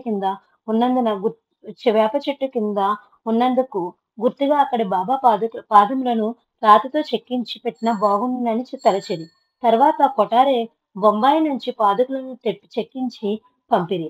ఖండోబా మందిరంలో నన్ను ఉపాసిని బాబా సలహాపై శ్రావణ పౌర్ణమి నాడు వాటిని ఊరేగింపుగా తెచ్చిరి. ఆ రోజు ఉదయం 11 గంటలకు దీక్షిత్ పాదుకలను తన తలపై పెట్టుకుని తెచ్చెను. మేళతాళంతో ఊరేగింపుగా ఖండోబా మందిరం నుంచి ద్వారకామాయి వరకు తెచ్చి బాబా ఆశీర్వాదం తీసుకున్న తర్వాత వేప చెట్టు కింద ప్రతిష్ఠించిరి. ఉపాసిని బాబా రక్షించిన సదానింబ వృక్షస్య మూలాది వాసత్ అనే సాయి మహిమ శ్లోకాన్ని కూడా అక్కడ చెక్కించేది. ఆ రోజు నుంచి గురుస్థాన్లో కూడా నిత్య దీపారాధన పూజ జరుగుతున్నది. ఇక్కడ గురువారం నాడు నేలను శుభ్రపరిచి అగరవత్తులను సాంబ్రాణి ధూపం వేయవారు భగవంతుని అనుగ్రహ ఆశీర్వాదములకు ప్రాప్తులయ్యారని బాబా స్వయంగా చెప్పారు. రతన్జీ వాడియా. నాందేడు నివాసి రతన్జీ షాపూర్జీ వాడియా అను పార్సీ వర్తకుడు మిక్కిలి ధనవంతుడు. అతనికి సంతానం లేదు. దాసుగని సలహాపై షిరిడీకి వెళ్లి బాబాను దర్శించెను. బాబాకు 5 రూపాయలు దక్షిణ ఇవ్వాలని మనసులో అనుకొను. అది గ్రహించిన బాబా నా 5 రూపాయలు ఇమ్మని అడిగాను. వెంటనే 5 రూపాయలతో పాటు 5 రూపాయల్లో 3 రూపాయలు 14 అణాలు ఇదివరకే తనకు బుట్టినవని, మిగిలిన 1 రూపాయి 2 అణాలను ఇప్పుడు ఇవ్వమన్ను. 3 రూపాయలు 14 అణములు ఇంతకు ముందెప్పుడు తను బాబాకు ఇవ్వలేదు కదా అని ఆలోచించి మిగిలిన దక్షిణ ఇచ్చాను. మరుక్షణంలోనే విషయం అర్థమైంది. అతడు షిరిడీకి వెళ్ళవాలని నిర్ణయించుకునగానే నాందేడ్లోని అతని ఇంటి మౌలా సాహెబ్ అని మహమ్మదీయ ఫకీరు వచ్చాను. ఆ రోజు వారికి సత్కరించుటకు సరిగ్గా 3 రూపాయల 14 అణాలు ఖర్చయ్యాను. ఈ విషయం గుర్తుకు రాగా బాబా సర్వజ్ఞుడని తెలుసుకోగలిగిన రతన్జీ బాబా పాదాల చెంత కూర్చుని తనకు సంతానం ఇమ్మని కోరెను. అతని బాబాపై స్థిరమైన నమ్మకం కుదిరినది. కొద్ది కాలంలోకే పుత్ర సంతానం కలిగెను. బాబా బాబా యొక్క దక్షిణ వివరములు. బాబా తన దగ్గరకు వచ్చి భక్తుల్లో కొందరిని మాత్రమే దక్షిణ అడిగేవారు. అడగకుండా ఇచ్చినచో ఒక్కొక్కసారి స్వీకరించేవారు కాదు. కొన్ని సందర్భంలో అటు పైకము తీసుకున్నవారు కాదు. కేవలం ధనవంతుల్ని గాని లేక కేవలం పేదవారిని గాని మాత్రమే అడిగేవారు కాదు. పేద గొప్ప అందరూ వారికి సమానమే. స్త్రీలు పిల్లలను కూడా అడిగేవారు. ఒక్కొక్కప్పుడు అడిగిన వారి వద్ద ధనం లేదని చెప్పినచో అప్పు తీసుకుని ఇవ్వమని వారు. అడిగిన ఇవ్వని వారిపై బాబా ఎప్పుడు కోపగించుకుని ఎరుగరు. అడిగిన దానికంటే ఎక్కువ వచ్చినచో దాన్ని తిరిగి ఇచ్చేవారు. ఒక్కొక్కప్పుడు దక్షిణ ఇచ్చిన దానిలో నుంచి కొంత భాగం తిరిగి ఇచ్చి పూజా మందిరంలో ఉంచుకుని పూజించుకోమని చెప్పేవారు. ఒక్కొక్క రోజు ఒకే భక్తుని 4-5 సార్లు కూడా దక్షిణ అడిగేవారు. కొందరు తాము తెచ్చుకున్న పైకమంతా బాబాకు సమర్పించిన సందర్భాలున్నవి. మొత్తం మీద బాబా దక్షిణ స్వయంగా అడిగి తీసుకున్న భక్తులు చూచుండేవారు. అలాంటి వారు ముందు జీవితంలో ధనమునకు బాధపడేవారు కాదు. దక్షిణ అడుగుట తమ మంచికేనని భావన భక్తుల్లో ఉండేది. ఈ విధములుగా వసూలైన పైకంలో చాలా కొంచెం మాత్రమే తన చిలుమునకు దుని కొరకు ఖర్చు పెట్టుకుని మిగిలిన ధనమును పేదలకు ఆశ్రితులు పంచిపెట్టేవారు. 1 రూపాయి మొదలు 60 రూపాయల వరకు బాబా ప్రతినిత్యము అనేక మంది ఆశ్రితులు దానం చేయుచుండేవారు. అప్పటి బ్రిటిష్ ప్రభుత్వం బాబాపై నియమించిన గూఢాచారి యొక్క నివేదిక ప్రకారం బాబా తనకు దక్షిణగా వచ్చే డబ్బు కన్నా ఎక్కువ ధనాన్ని ప్రతిరోజు దానం చేసేవారట. ఆధ్యాత్మిక జీవితం ఆటంకములు సాధారణంగా 2 విధములు. 1 ధనము, 2 స్త్రీ పురుష శారీరక సంబంధము. బాబా తన వద్దకు వచ్చే భక్తులను ఈ రెండిటి విషయంలోనూ పరీక్షించేవారు. ధనమును దక్షిణ ద్వారా అడిగేవారు. ఆ తర్వాత వారిని రాధాకృష్ణమై ఇంటికి పంపేవారు. రాధాకృష్ణమై వితంతువు, బాబా భక్తురాలు. ఆమె చక్కని సౌందర్యవతి. బాబా వద్దకు దూర ప్రాంతంలో నుంచి వచ్చే భక్తులకు భోజనాది ఏర్పాట్లు తన ఇంట్లో చేస్తూ ఉండేది. ఆమె తన శక్తియుక్తులను బాబా సేవకే అంకితమర్పించెను. ఆమె భక్తికి మెచ్చి బాబా ఆమె తెలియకుండానే కొన్ని శక్తులను ప్రసాదించెను. తన దగ్గరకు వచ్చి వారి మనోభావాలను ఆమె గమనించగలిగేది. ఆమె శారీరక సౌందర్యం చూచి మనసు చలించిన వారిని వెంటనే హెచ్చరించుచుండెను. షిరిడీకి వచ్చిన పురుషులైన భక్తులకు ఎప్పుడో ఒకప్పుడు బాబా తప్పక తమ ఇంటికి పంపేవారు. ఇది ఒక పరీక్ష. స్త్రీ పురుషులు ఎవరైనా ఆమె ఇంట్లో ఉన్నంత వరకు ఉన్నంతసేపు చాలా జాగ్రత్తగా ఉండవలసి వచ్చేది. షిరిడీ సంస్థానంలో గల విలువైన వస్తువులన్నిటినీ ఈమె సలహాపైనే భక్తులు తెచ్చి ఇచ్చిరి. బాబాకు వాటి యందు ఏమాత్రము శ్రద్ధ లేదు.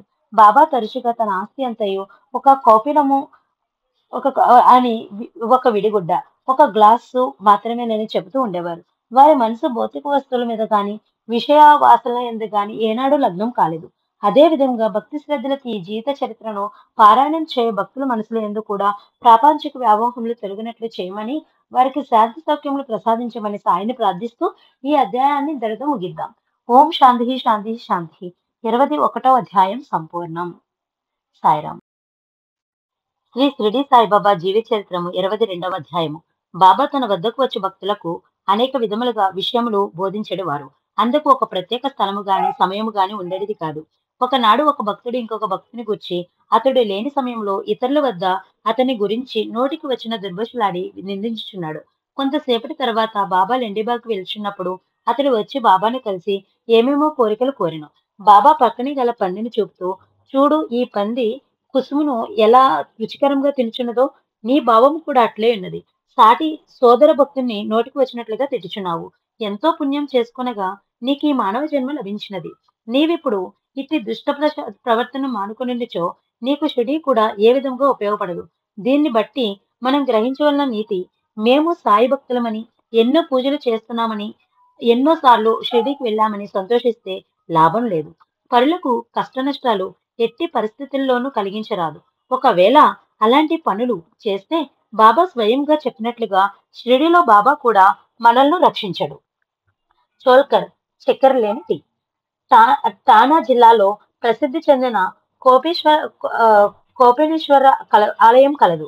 ఒకనాడు దాసుకును ఈ మందిరంలో బాబా పటం పెట్టి వారి కథ చెప్పుచుండెను. బాబా లీలలు విన్న చోల్కర్ పరవశించెను. అతడు నిరుపేద కుటుంబంకు కూడా సరిగా పోషించుకోలేనివాడు. నాకు ఖాయమైన ఉద్యోగం దొరికిన షిరిడీకి వచ్చి నీ పాదములను దర్శించదనని మొక్కుకొన్నాను. ఆ తర్వాత ప్రభుత్వ పరీక్షల్లో ఉత్తీర్ణుడై సివిల్ కోర్టులో గుమస్తా ఉద్యోగమునకు సంపాదించగలిగాను. అతనిది పెద్ద కుటుంబం ఒకటిచే షిరిడీ వెళ్లి మొక్కు తీర్చుకున్నటకు తగిన పైకం లేక ఊరుకొండెను. ఎట్లయినా నువ్వు ప్రయత్నించి షిరిడీ వెళ్ళవలనని పట్టుదలతో టీ తాగునప్పుడు అందులో చక్కెర వేయకుండా ఆ డబ్బులు మిగిల్చి కొంతకాలం తర్వాత షిరిడీ వెళ్లి బాబాను దర్శించెను. సాయి పాదములకు మొక్కి పరవశుడై కళాఖండ ప్రసాదములను బాబా పేరున భక్తులందరికీ పంచిపెట్టెను. చోల్కర్ బాపు సాహెబ్ జోగ్ ఇంటిలో దిగెను. మధ్యాహ్న ఆహారతి తర్వాత వారిద్దరు ఇంటికి వెళ్ళుటకు లేచిరి. బాబా జోగుని పిలిచి, నీ అతిథికి టీ ఇచ్చినప్పుడు చక్కెర అధికంగా వేసి ఇమ్ము అని చెప్పాను. జోగునకు ఆ విషయం ఏమైనది అర్థం కాలేదు. చోల్కర్ నాకు మాత్రం కళ్ళల్లో నీళ్లు తిరిగినవి. బాబా యొక్క సర్వజ్ఞత అర్థమైను. ఇన్ని రోజులు చక్కెర లేని టీ తాగి అట్లు కూడబెట్టిన పైకములతో షిరిడీకి వచ్చి మొక్కు తీర్చుకున్న తను నిజముగా ధన్యుడినైతిని సంతోషించాను.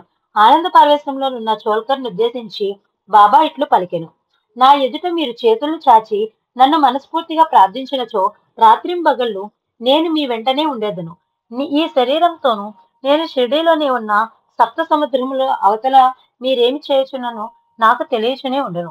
ఈ విశాల భూమండలంపై నీవెక్కడికి వెళ్ళినా నీ చెంత నేను ఉండగలను. భక్తుల హృదయమే నాకు నివాసము. నీ హృదయంలోనూ సర్వజనుల హృదయములలోనూ నేను నిండి ఉన్నాను. ఎవరు నన్ను ఈ విషయంగా గుర్తించగలదరో వారు పావనులు, ధన్యులు, అదృష్టవంతులు. 2 బల్లుల కథ. ఒకనాడు బాబా ద్వారకామాయి మసీదులో కూర్చుని ఉండగా గోడపై గల ఒక బల్లి టిక్కు టిక్కుమని శబ్దం చేశాను. ఎదురుగా కూర్చున్న భక్తుడు బల్లి అరుచుటకు గల కారణమేమని బాబాను అడిగాను.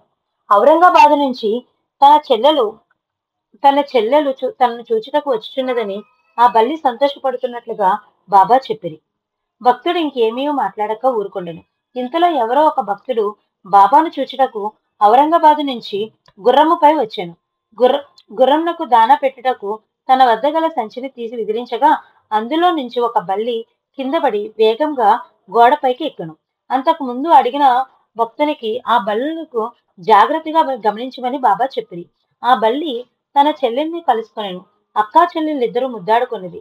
ఆనందంతో గుండ్రంగా తిరుగుతూ ఆడిరి. బాబా ఎదురుగా కూర్చుని ఈ దృశ్యంను చూసిన వారంతా ఆశ్చర్యంతో నిశ్చేష్టులయ్యారు. ఎక్కడి ఔరంగాబాదు, ఎక్కడి షిరిడి? ఈ బల్లులు రెండు అక్కా చెల్లెలైతే ఎంత దూరంలో గల వేర్వేరు ప్రాంతాల్లో ఎట్లుండెనో?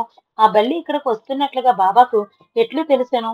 జంతుజాలం యొక్క భావనలు, భాష కూడా బాబాకు తెలుసా?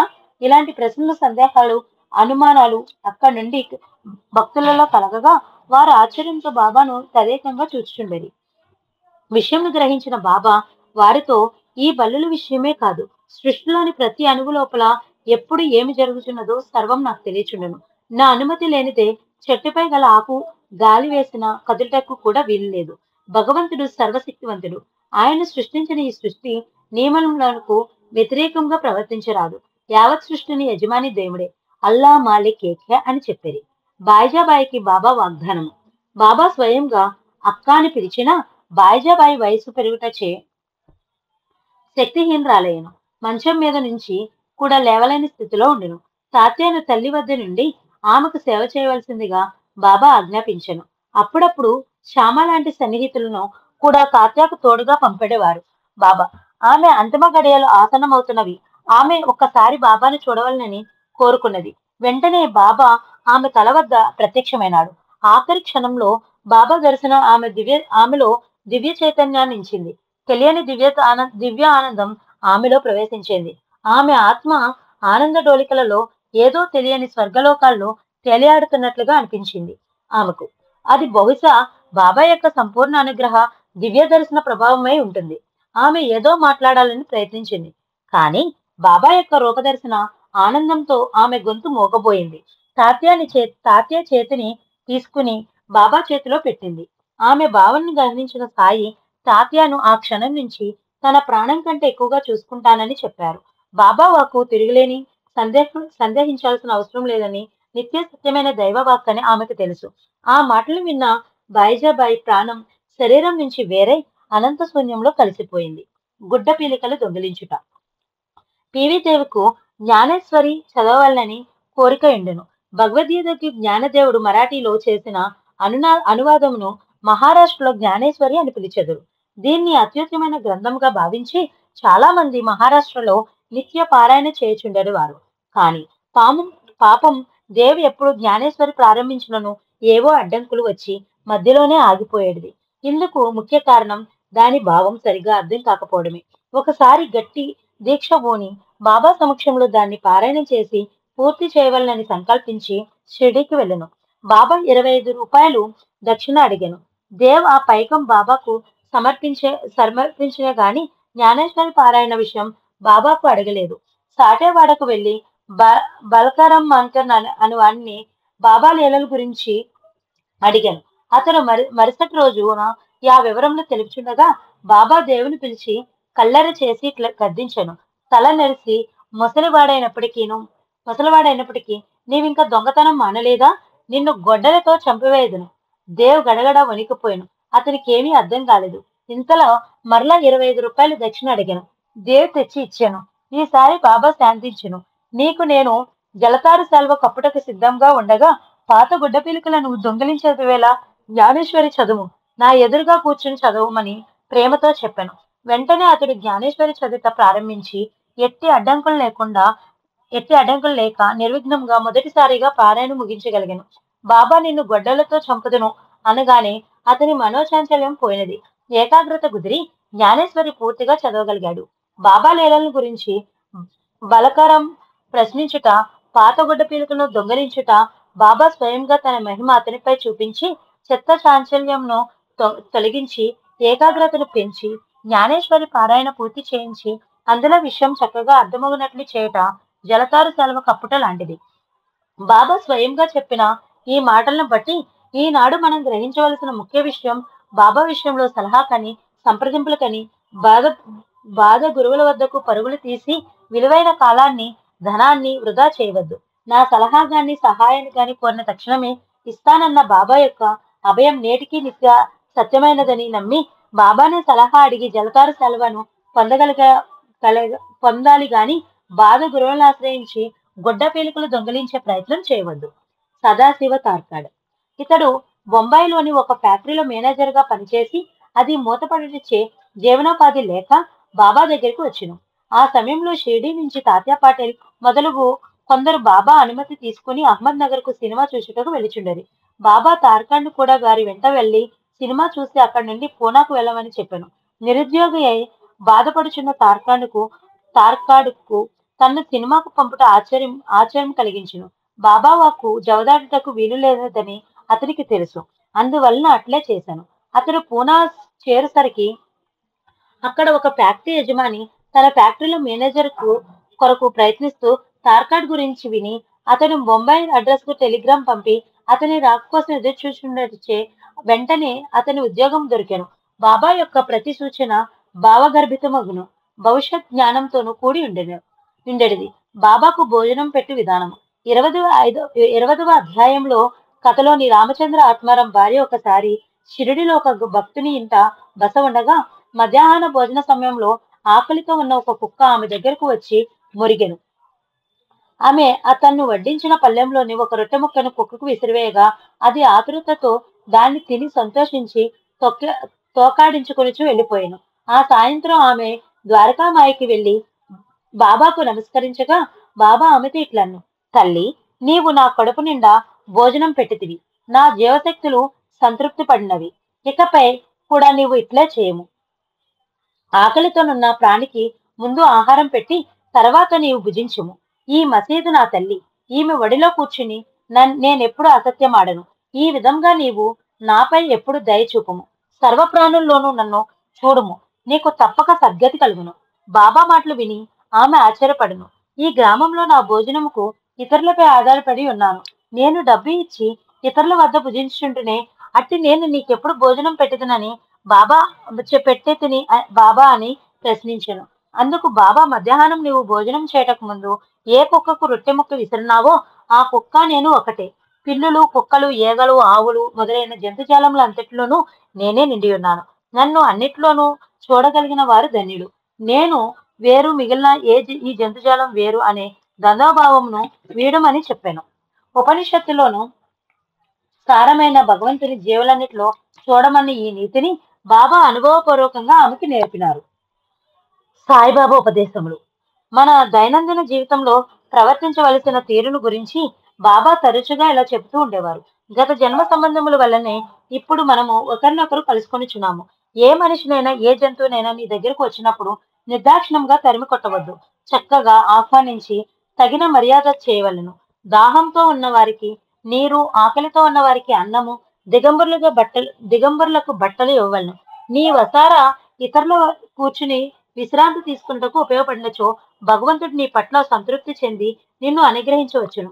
ఎవరైనా ధనం కొరకు నీ దగ్గరకు వచ్చినా నీకిష్టం లేకున్నా వారికి ఈనక్కర్లేదు. కానీ కఠినంగా మాట్లాడి వారి మనసు నొప్పించవద్దు. ఈ ప్రపంచపు నడక ఒక నాటక రంగం వంటిది. నీ ముందు జరుగు చిత్ర విచిత్రమైన ఈ నాటకంను శ్రద్ధతో చూచుండము. ఈ ప్రపంచం తలకిందులైనా నీవు చలించకము, స్థిరముగా నుండుము. నీకు నాకు భేదం లేదు, మనిద్దరము ఒకటే. నీకు నాకు మధ్య గల ఆ గోడను తొలగించము. మనందరికీ భగవంతుడే యజమాని. అల్లా మాలిక్ ఏక్ హై. భగవంతుడు తప్ప ఇతరులెవరకు మనల్ని కాపాడలేరు. భగవంతుని మార్గము అసాధారణమైనది, చాలా విలువైనది, మనం ఊహించలేనిది. మనమందరము రుణానుబంధముచే ఇక్కడ కలిసితిమి. పరస్పర ప్రేమతో కుల, మత, జాతి భేదాలు మాని మానవులందరూ సుఖశాంతులతో వర్ధిల్లాలి. పరోపకారమునకు భగవంతుడిచ్చిన ఈ శరీరంను ఉపయోగించవలను. అట్టి వారి జీవితమే ధన్యము. మిగిలిన వారంతా పేరునకే బ్రతికెదరు. సమయము, సందర్భం వచ్చినప్పుడల్లా బాబా ఈ విధముగా అనేక విషయములపై భక్తులకు చక్కగా అర్థమవునట్లు ఉపదేశం చేసేవారు. తాను సర్వాంతరమునని, భూమి, గాలి, నీరు, నిప్పు, వెలుగు లాంటి సమస్త పదార్థముల్లో సైతం తానున్నానని చెప్పేవారు.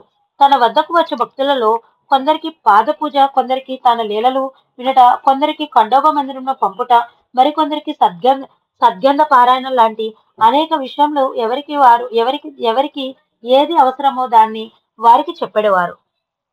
కొందరికి స్వయంగా, మరికొందరికి స్వప్నంలోనూ బాబా ఉపదేశములు ఇచ్చేసిండేవారు. ఒకసారి రాధాకృష్ణమాయి జ్వరంతో బాధపడగా బాబా ఒక పెద్ద నిచ్చెన తెప్పించి ఆమె ఇంటిపైకి ఎక్కెను. నిచ్చెన తెచ్చిన వారికి 2 రూపాయలు బాబా ఇచ్చాను. ఇవన్నీ విచిత్రమైన లీలలుగా కనిపించినా ఫలితంగా రాధాకృష్ణమై జ్వరం తగ్గిపోయాను. గోధుమలు విసిరట, 1910వ సంవత్సరంలో హేమాద్రి పంత్ షిరిడీకి వచ్చిన తొలి రోజులు. ఒకనాటి ఉదయము బాబా ముఖము కడుగుకొని నా వెంటనే ద్వారకామాయిలో ఒక చోట కూర్చుని గోధుమలు విసురుచుండెను. వారు భిక్షాటనచే జీవించేవారు కాబట్టి వారెవరు విసురుటకు అనునది చేసి ఉండలేదు. అందువలన చుట్టుపక్కల వారందరూ ఆ దృశ్యంను వింతగా చూచుండరి. వారిలోని నలుగురు స్త్రీలు సాహసించి మసీదులోకి వెళ్లి బాబాను పక్కగా కూర్చుండమని తిరగల్ని వారు తీసుకుని విసురటం మొదలుపెట్టిరి. బాబాకు కోపం వచ్చిన వారి ప్రేమకు లొంగి ఊరుకొండెను. విసురుట పూర్తి అయిన తర్వాత ఆ స్త్రీలు పిండిని 4 భాగాలుగా చేసి నలుగురు తీసుకుని చుండెరి. అంతవరకు శాంతంగా చూచుచున్న బాబా కోపంతో వారిని తిట్టెను. ఓ వనితలారా, మీకు పిచ్చెక్కినట్లున్నది. ఈ పిండి మీ సొమ్మని మీరు తీసుకొనిచున్నారా? మీ వద్ద నుండి నేను గోధుమలను తీసుకొనలేదు కదా, ఎందువల్ల మీరు ఈ పిండిని తీసుకొనిచున్నారు? ఈ విధంగా కేకలు వేసిన మరుక్షణంలోనే శాంతించి, సరే, పిండిని తీసుకుపోయి గ్రామపు సరిహద్దుల్లో చెల్లుడని చెప్పాను. ఆ స్త్రీలు సిగ్గుపడి తలలు దించుకుని బాబా పాదములకు నమస్కరించి వేగంగా వెళ్లి ఊరి పలిమేరలో విసిరిన పిండిని చల్లిరి. గ్రామంలో కలరా వ్యాధి కలదని, దానికి శాంతపరచుటకు బాబా ఈ చర్య చేతులని గ్రామస్తులు హేమత్ పంతునకు చెప్పిరి. గోధుమ పిండిని కలరా వ్యాధికి గల సంబంధమేమో అతనికి అర్థం కాలేదు. కానీ క్రమంగా కలరా వ్యాధి గ్రామంలో తగ్గుటచే ఆనాడు బాబా విసిరిన గోధుమలు కావని, కలరా వ్యాధినే పిండిగా చేసి పొలిమేరను దాటించినారని గ్రహించెను. ఈ వింత చర్య చూసి ఆకర్షితుడై హేమాద్రి పంతు ఇలాంటి విచిత్రములతో కూడిన సాయిబాబా లీలను జీవ చరిత్ర రూపంలో వ్రాయాలని సంకల్పించి బాబా అనుమతిని కోరగా కొంతకాలం ఆగమని బాబా ఆదేశించాను. ఆఖరికి 1917లో శ్యామ ద్వారా ప్రయత్నించగా బాబా విభూతి ప్రసాదంను అతని చేతిలో పెట్టి ఆశీర్వదించెను. బాబా శరీరంతో ఉండగా వారి ఆశీస్సులతో ప్రారంభించి మరాఠీ భాషలో హేమాద్రి పంతు రాసిన జీవిత చరిత్రని సాయి సచ్చరిత్రగా నేడు దేశ విదేశాల్లో గల సాయి భక్తులంతా నిత్య పారాయణ చేస్తున్నారు. దీనిని తెలుగులోకి ప్రత్యనారాయణరావు గారు అనువదించారు. సాయి కథలు దీపోత్సవములు. సముద్రపు మధ్య యందు పూర్వం దీపోత్సవములు ఉండేవి. పడవలపై ప్రయాణం చేయవారు ఆ వెలుతురుని ఆధారంగా రాళ్ళు రప్పలకు పడవ కొట్టుకున్నట్టుగా తప్పించుకునేటకు వీలుగా ఉండేది. రకరకాల మనుషులు స్వభావాలు ఆలోచనలతో నిండిన ఈ ప్రపంచం కూడా లోతైన భయంకరమైన సముద్రం లాంటిది. బాబా లీలలతో కూడిన మనం పారాయణం చేయొచ్చు. ఈ కథలు కూడా దీపం వలె ఏ విధంగా ఈ ప్రపంచంలో మనం మెలగవలెనో దారి చూపుతాయి. ఈ కథలు అమృతం వలె తీగాను పవిత్రంగాను ఉండటిచే అవి మన హృదయంలో ప్రవేశించి అహంకారంను నశింపచేయను. అహంకారం తొలగినచో జ్ఞానం కలుగును. జ్ఞానం వల్ల పాపములు తొలగి మోక్షం సిద్ధించును. బాబా యొక్క కారుణ్యం. 1910లో దీపావళి నాడు బాబా దునికి ఎదురుగా కూర్చుని ఉండెను. అప్పుడప్పుడు దునిలో కట్టెలు వేయుచుండెను. ఉన్నట్టుండి ఒకసారి చేతిని కట్టవలే దునిలోకి మంటల్లో పెట్టగా చేయి కాలిపోయింది. శ్యామ మొదలైన వారు చూసి పరిగెత్తుకు వచ్చి బాబాను పట్టి వెనుకకు లాగిరి. అప్పటికి బాబాకు స్పృహ లేదు. ఎక్కడో ఉన్నట్లుగా ఉండిరి. కొంతసేపటికి మామూలు స్థితికి వచ్చి ఇట్లు చెప్పిరి. దూరదేశంలో ఉన్న కమ్మరి భార్య నా భక్తురాలు. ఆమె కొలిమిని ఊదుచుండెను. భర్త పిలవగా ఆమె తన ఒడిలో ఉన్న బిడ్డను మరిచి లేచి పరిగెత్తబోయెను. ఆ బిడ్డ మండుచున్న కొలములో మంటలో పడెను. ఈ నా చేతిని కొలంలోకి దూర్చి ఆ బిడ్డను రక్షించిదిని. నా చేయి కాలినందుకు నాకు బాధ లేదు.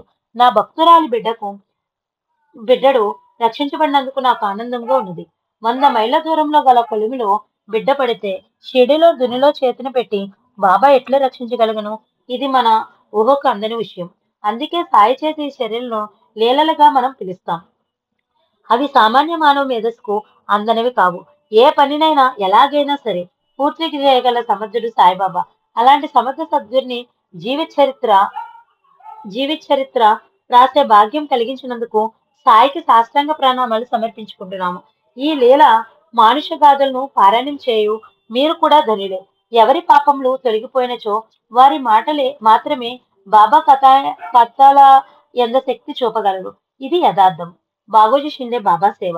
బాబా చేయగలన విషయం తెలిసిన నానా చంద్రకర్ బొంబాయి నుంచి సూది వైద్యం తెలిసిన పెద్ద డాక్టర్ను బాబా వద్దకు తీసుకుని వచ్చాను. కానీ బాబా అతనిచే వైద్యం చేయించుకున్నటకు ఒప్పుకొనలేదు. భగవంతుడే తన వైద్యుడని చెప్పాను. ప్రతిరోజు ఆ చేతికి బాగోజీ షిండే నెయ్యి రాసి ఆకులు వేసి కట్టెడు వాడు. బాబాకు అంత సన్నిహితుడైన సేవ చేసిన బాగోజీ పైకి కుష్ఠరోగి వల్ల కనిపించినా గొప్ప అదృష్టవంతుడు. 1910 నుంచి 1918లో బాబా సమాధి అయ్యే వరకు సుమారుగా 8 సంవత్సరాలు బాబాకు ప్రతిరోజు కట్టువిప్పి మళ్ళీ కట్టివేసి సేవ చేశాను. ఇతని జన్మ ధన్యమైనది. దాము అన్న. ఇతనికి దామోదర్ సావల్రాం రసనే అనే మరి యొక్క పేరు కలదు. ఇతనికి గల బొంబాయి స్నేహితుడొకడు ప్రతి జాయింట్ వ్యాపారం చేయదమని ఎక్కువ లాభములు వచ్చినని అవకాశం వదులుకోవద్దని రాసెను. ఇతడు బాబా భక్తుడు కనుక షిరిడీలో బాబాని ఈ విషయమే ప్రశ్నించి వారి సలహాను అడగవలసిందిగా శ్యామకు ఉత్తరం రాశాను. దానిని తీసుకుని ద్వారకామాయి చేరగానే బాబా ఏం ఎత్తులు వేయుచున్నాడో, భగవంతుడిచ్చిన దానితో సంతృప్తి చెందక లక్షలు సంపాదించడానికి ప్రయత్నించుచున్నాడు. సేటునకు పిచ్చి ఎక్కినది. తనకు గల సగం రొట్టెతో సంతృప్తిగా బతకమని చెప్పాను. అదే విషయం శ్యామ తిరిగి వ్రాశాను. రెండోసారి దాము అన్న స్వయంగా బాబాతో తానే మాట్లాడటకు షిరిడి వచ్చి బాబా అనుగ్రహించినచో లాభంలో సాయికి భాగం కూడా ఇచ్చదనని మనసులో సంకల్పించాను. అతని మనోభావాన్ని గమనించిన బాబా ప్రాపంచిక విషయములలో తగులుకొనుటకు నాకు ఇష్టం లేదని చెప్పాను. అతడు ఆ పనిని మానుకొనెను. కొద్ది రోజులకే ప్రతి వ్యాపారులంతా నష్టపోయారు. ఇంకొకసారి ధాన్యము బేరం చేయవాలని చెప్పాను. బాబా చెప్పిన ప్రకారం కొద్ది రోజుల్లోని ధాన్యములు ధరలు పడిపోయాను. నిల్వ చేసిన వారంతా నష్టపోయారు. 2 సార్లు బాబా ఇతన్ని నష్టముల నుంచి రక్షించుటచే భక్తి భావం పెరిగి బాబా సమాధి చెందు వరకు సేవ చేశాను. దాము అన్నకు 2 భార్యలను వివాహం చేసుకున్న సంతానం కలగలేదు. ఎందరో జ్యోతిష్కులు అతనికి సంతాన యోగం లేదని చెప్పిరి. 1915లో ఎవరో బాబాకు పెద్ద మామిడి పళ్ళ గప్పను పంపిరి. అందులో నుంచి 4 పండ్లను తీసి బాబా పక్కన ఉంచి మిగిలిన వాటిని అందరికీ పంచి పెట్టెను. కానీ అందరి దృష్టి ఆ 4 పండ్ల మీదనే ఉండెను. వారి ఆలోచనలు గమనించిన బాబా, ఈ 4 దాము అన్నవి. ఇవి ఎవరూ తీసుకొని రాదు. వాటిని అతడే తిని చావవలను అనెను. బాబా ఈ మాటలు పలికిన కొంతసేపటికి దాము అన్న షిరిడి వచ్చాను. అతనికి ఆ పండ్లని ఇచ్చి, వీటిని నీ చిన్న భార్యకు ఇమ్ము. నీవు తినవద్దు. వాటిని తినటం వలన నలుగురు పుత్రికలు జన్మించరని చెప్పిరి. కొన్నాళ్లకు బాబా మాటలు నిజమైన, జ్యోతిష్ల మాటలు వ్యర్థమైన. వాటిని దాము అన్న తిని చావలను అన్న బాబా మాటలోని ఆంతర్యము, పుత్రులేనని బాధపడి దాము అన్న 8 మంది సంతానం పొంది వారిని పోషించలేక సతమతమవునని భావము. ఒకసారి ఈ దాము బాబా పాదముల చెంత కూర్చుని ఉండగా అతని మనసున 2 సందేహములు కలిగెను. 1. బాబా వద్దకు ఎందరో భక్తులు వస్తున్నారు. వారందరూ బాబా వలన మేలు పొందగలరా? 2. నేనిప్పుడు ఏ సలహా సహాయం కావలసిన బాబాను అడిగి వారు చెప్పిన విధంగా ప్రవర్తించి ఎంతో మేలు పొందుతున్నాను. కానీ వారి శరీరం వదిలిన తర్వాత నా గతి ఏమి? తెగిన గాలిపటం వల్లే గాలివాటంను కొట్టుకుని పోవలసిందేనా? అతని మనసులో భావమును గుర్తించిన సాయి వెంటనే ఈ విధంగా సమాధానం ఇచ్చాను. 1. ఆ మామిడి చెట్టు వైపు చూడుము, ఎంత పూత ఉన్నదో. అది అంతయు కాయలుగా మారిన ఎంత బాగున్ను. పూతగాని కొంత రాలిపోవును, పిందెలుగా కొన్ని రాలిపోవును. పక్షులు కొట్టడం వల్ల, పిల్లలు రాళ్లతో కొట్టడం వలన మరికొన్ని రాలిపోవును. ఆఖరికి ఏ కొద్దో కాయలగును. ఈ భక్తుల విషయము అంతే. 2. ఈ నా భౌతిక శరీరం తర్వాత కూడా నేను అప్రమత్తున్నై ఉండేదను. నా భక్తుల రక్షణ సమాధి నుండి వెలువడును. నా సమాధి నుండి నేను సర్వకార్యములు నిర్వహించును. నా ఎముకలు మీ యోగక్షేమములను కనుగొనుచుండెను. ఆనాడు దాము అన్నకు ఇచ్చిన అభయసూత్రములన్నిటినీ ఈనాడు భక్తితో ఈ గ్రంథం పారాయణం చేయు మా పాఠకులకు కూడా అందించమని సాయి పాదములంటి ప్రార్థిస్తూ ఈ అధ్యాయాన్ని ఇంతటితో ముగిద్దాం. ఓం శాంతి శాంతి శాంతి. 22వ అధ్యాయం సంపూర్ణం. శ్రీ షిరిడి సాయిబాబా జీవిత చరిత్రము 23వ అధ్యాయము. బాబా క్షుద్ర విద్యలను ప్రోత్సహించేవారు కాదు. అలాంటి శక్తులు ఉన్నవారు వాటిని వదలని తనది వద్దకు రానిచ్చేవారు కాదు. కుశాబావ్ ఇతడు మంత్రతంత్ర విద్యలు తెలిసినవాడు. తలచినందనే కోవా బిళ్ళలు, ఇతర తీపి పదార్థములు ఇతని చేతుల్లోనికి వచ్చేవి. బాబా మహిమలు విని ఇతడు షిరిడీకి వచ్చి ద్వారకామాయిలో ప్రవేశించగా బాబా ఇతన్ని వారించి ఆ క్షుద్ర శక్తులను వదిలినా గాని తన వద్దకు రావద్దని హెచ్చరించాను. కొంతకాలం సందిగ్ధంలో పడి ఆఖరికి చేతికి గల కంకణములను తీసివేసి తన విద్యలను వదిలి చాలా కాలం పాటు బాబాను భక్తి శ్రద్ధలతో సేవించారు. ఒక ఏకాదశి నాడు ఎవరో బాబాకు ఉల్లిపాయలతో చేసిన వంటకంను తీసుకువచ్చారు. బాబాకు మత నియమములు, మూఢాచారములపై ఏ మాత్రం నమ్మకం లేదు. అందువలన కుశాబావుతో దాన్ని తినమని చెప్పాను. ఆ రోజు ఏకాదశం కాబట్టి ఉల్లిపాయను తాను తిననని చెప్పినను బాబా మరలా హెచ్చరించి తినమన్నాను. బాబా తిన్నచో తాను కూడా తినదనని చెప్పగా మొదట బాబా తర్వాత కుశాబా ఇద్దరు ఉల్లిపాయలు వంటకంను తినిరి. కొంతసేపటికి మసీదులోనికి ఇతర భక్తులు రాగా వారితో బాబా ఈ కుశాబా ఆచారవంతుడైన సద్బ్రాహ్మణుడే కాని అయినా ఈ రోజు ఏకాదశి అని కూడా చూడకుండా ఉల్లిపాయలు తిన్నాడని హేళన చేశాను. అందుకు కుశాబావు బాబా తినుడిచే తాను కూడా వారితో పాటు తిండినని చెప్పెను. అందుకు బాబా నేను ఉల్లిపాయలు తినలేదు, కందమూలములు తిండినని తిన్నది వాంతి చేసుకోగా ఉల్లికి బదులుగా చిలకడ దుంపలు బయటకు వచ్చును. ఆశ్చర్యం నందిన కుశాబావు వాటిని ఏరుకొని తినెను. బాబా కోపిద్దుడై ఏమి ఇంత అసహ్యమైన పని చేయుచున్నావని అరిచాను. మరి క్షణంలోనే కోపము కరుణగా మారి నిన్ను నేను ఆశీర్వదిస్తున్నాను. నీవు ఎప్పుడు ఎక్కడ నుండి నన్ను తలచి కోరినా ఈ ద్వారకామాయిలోని విభూది నీ చేతిలోనికి వస్తుంది.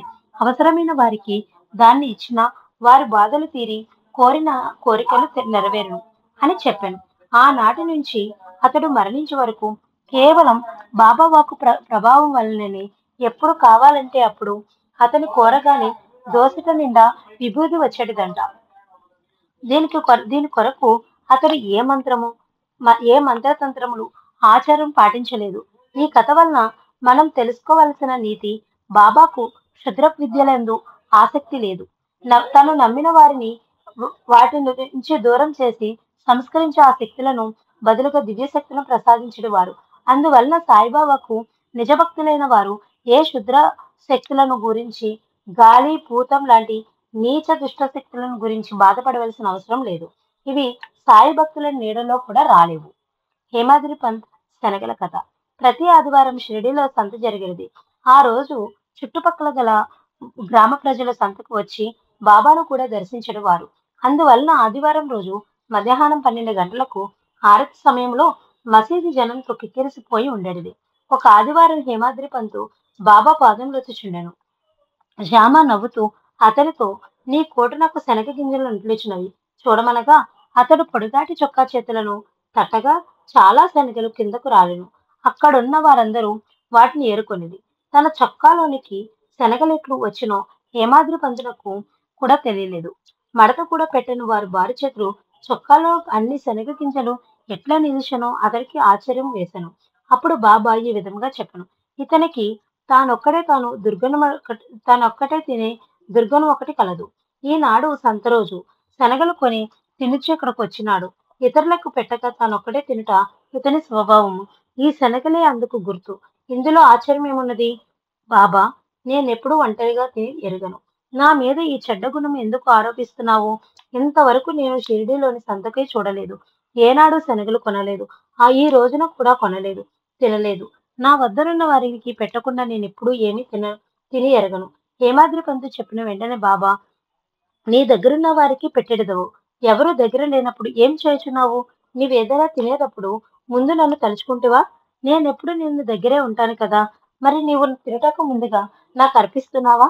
బాబా యొక్క ఈ ప్రశ్నకు హేమాద్రి పంతు యొక్క గొంతు మూగబోయినది. నిజమే, అతడు తినటకు ముందుగా దేనిని బాబాకు సమర్పించటలేదు.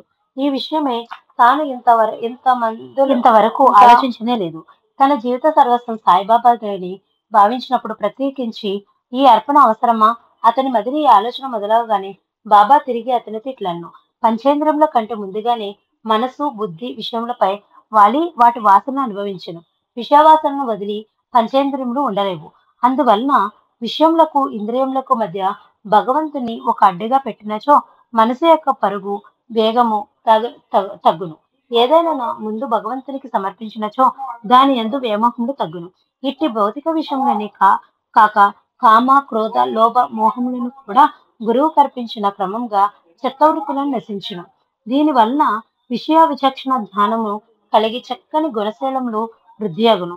సద్గుణముల వలన దేవుని యందు నిశ్చల ప్రేమ పెరుగును. దైవానుగ్రహం వలన నేను దేహిని కాను అను సత్యము దర్శనమవును. అప్పుడు మాత్రమే బుద్ధి శుద్ధ చైతన్యములలో లీనమవును. ఇదే ఏకాత్మ భావన. మొదట నేను వేరు, విషయ వస్తువు వేరు అన్న భావన ఉండును. అందువల్లనే వేరుగా కనిపించే విషయ వస్తువు కొరకు మనసు పరుగులు పెడుతుంది. నేను బయట గల విషయ వస్తువు ఒకటే అనే ఏకాత్మ భావన కలిగినప్పుడు తనను వేరైనది బయట లేదు అని తెలుసుకోగలిగినప్పుడు, తన రూపమే బయట అనేక విధములుగా ఉన్నదనే సత్యాన్ని గ్రహించగలిగినప్పుడు, మనసు దేని కొరకు ఎట్టూ పరుగులు తీయవలసిన అవసరం ఉండదు. ఉన్నతమైన ఈ స్థితిని మనిషి చేరుటకు మొదట స్వరవం భగ భగవద్గర్భణ తొలి సాధన కార్యక్రమంతో ప్రారంభించాలి. మీ ఆలోచనలు, ఆశయాలకు, జీవిత గమనానికి నన్నే లక్ష్యంగా చేసుకున్న మీరు పంచేంద్రియముల ద్వారా పొందే ప్రతి అనుభవాన్ని నాకు సమర్పించాలి. లేనిదో ఈ మీరు ఇంద్రియములను జయించలేక కోరికలకు బానిసలై తప్పుదారిన పడు ప్రమాదం వచ్చును. బాబా యొక్క ఈ చక్కని ఉపదేశం కేవలం ఏమాద్రి పందనకే కాదు, ఈనాడు మన అందరికీ వర్తించును. ఈనాటికే కాదు, ఈ భూమిపై మానవ జీవితం ఉన్నంత వరకు ప్రతి మనిషికి అవసరమైన జ్ఞానబోధలు ఇవి.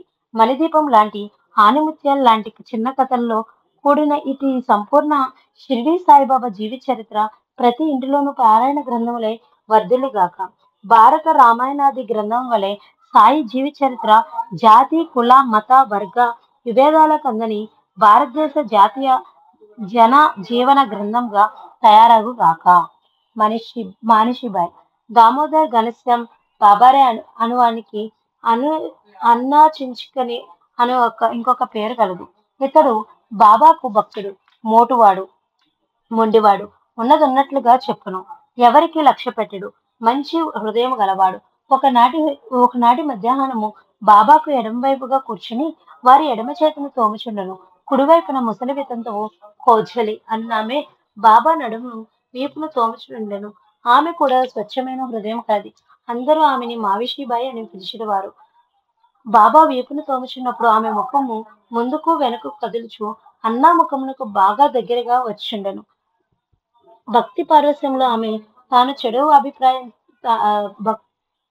ఆమె తాను కదులుతున్నానని భావన లేక అన్న తను దగ్గరగా వస్తున్నాడని, తను ముద్దు పెట్టుకోవాలని చెడు అభిప్రాయంతో అలా చేస్తున్నాడని ఆరోపించాను. ఆ మాటలు విన్న అన్న కోపంతో లేచి ఆమెతో కలహంకు కాలు దూచుండెను. ముసలి వాళ్ళిద్దరు తగాదా చూసి వారికి అసహ్యంగా అయ్యాను. అప్పుడు బాబా వారితో, ఎందుకు అనవసరంగా ఈ రాద్ధాంతము? తల్లిని తనయుడు ముద్దు పెట్టుకునేచో తప్పేమున్నదని ఇరువురిని శాంతింపజేశాను. వేరొక సందర్భంలో ఈ మావిషిబాయి బాబా యొక్క పొత్తు కడుపును తోముచు ఎక్కువ బలం ఉపయోగించుండెను. అది చూసిన ఇతర భక్తులు బాబాకు హానిక జరుగునేమోనని కంగారు పడి కొంచెం మెల్లగా తోమని, లేనిచో బాబా కడుపులోని పేగులు తెగిపో ప్రమాదం కలగని హెచ్చరించింది. వారి మాటలకు విన్న బాబా కోపం వచ్చెను. కళ్ళు నిప్పు కణికల వలె ఎర్రనేను. చేతిలో గల సటకాన్ని తీసుకుని ఒక చివర ద్వారకామాయిలో గల స్తంభంనకు ఆంచి రెండవ చివర తన కడుపులో ఉంచుకుని స్తంభం వైపుగా బలం ఉపయోగించి పొట్టతో తోయుచుండేది. సటక బాబా పొట్టలోనికి దిగిపోచున్నట్లుగా ఉండెను. అందరూ భయపడేది. బాబాను మాట్లాడించుటకు గాని తాకుటకు గాని ఎవరికి ధైర్యం చాలకుండెను. కొంతసేపటికి శాంతించి మామూలు స్థితికి వచ్చాను. ఈ కథ వల్ల మనం గ్రహించవలసిన విషయం, ఎవరి భక్తి ఏమిటో బాబాకు పూర్తిగా తెలియను. ఎవరి ఇష్టానుసారం వరకు బాబాకు సేవ చేయదు. ఒకరు చేయ పనిలో అనవసరంగా ఇంకొకరు కల్పించుకుని హరిచంద్ర పితలే కుమారుడు. హరిచంద్ర పితలే బొంబాయి నివాసి. ఇతనికి మోక్షరోగంతో బాధపడుచున్న ఒక కుమారుడు కలడు. ఇంగ్లీష్, ఆయుర్వేదం, యునాని మొదలైన అన్ని రకములైన మందులు వాడినను ప్రయోజనం లేకుండా 1910లో దాసుగను అరికథ విని కుమారుని తీసుకుని షిరిడీకి వచ్చాను.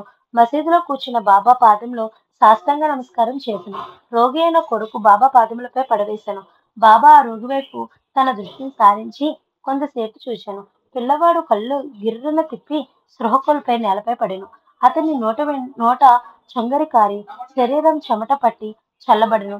చచ్చిపోయినట్లుగా ఆయను. పిల్లవాడిని స్థితిని చూసిన తల్లిదండ్రులు కంగారు పడింది. తల్లి కంటి నీరు వరదలుగా పారెను. ఆమెతో బాబా, నీవిట్లు ఏడవలసిన పని లేదు.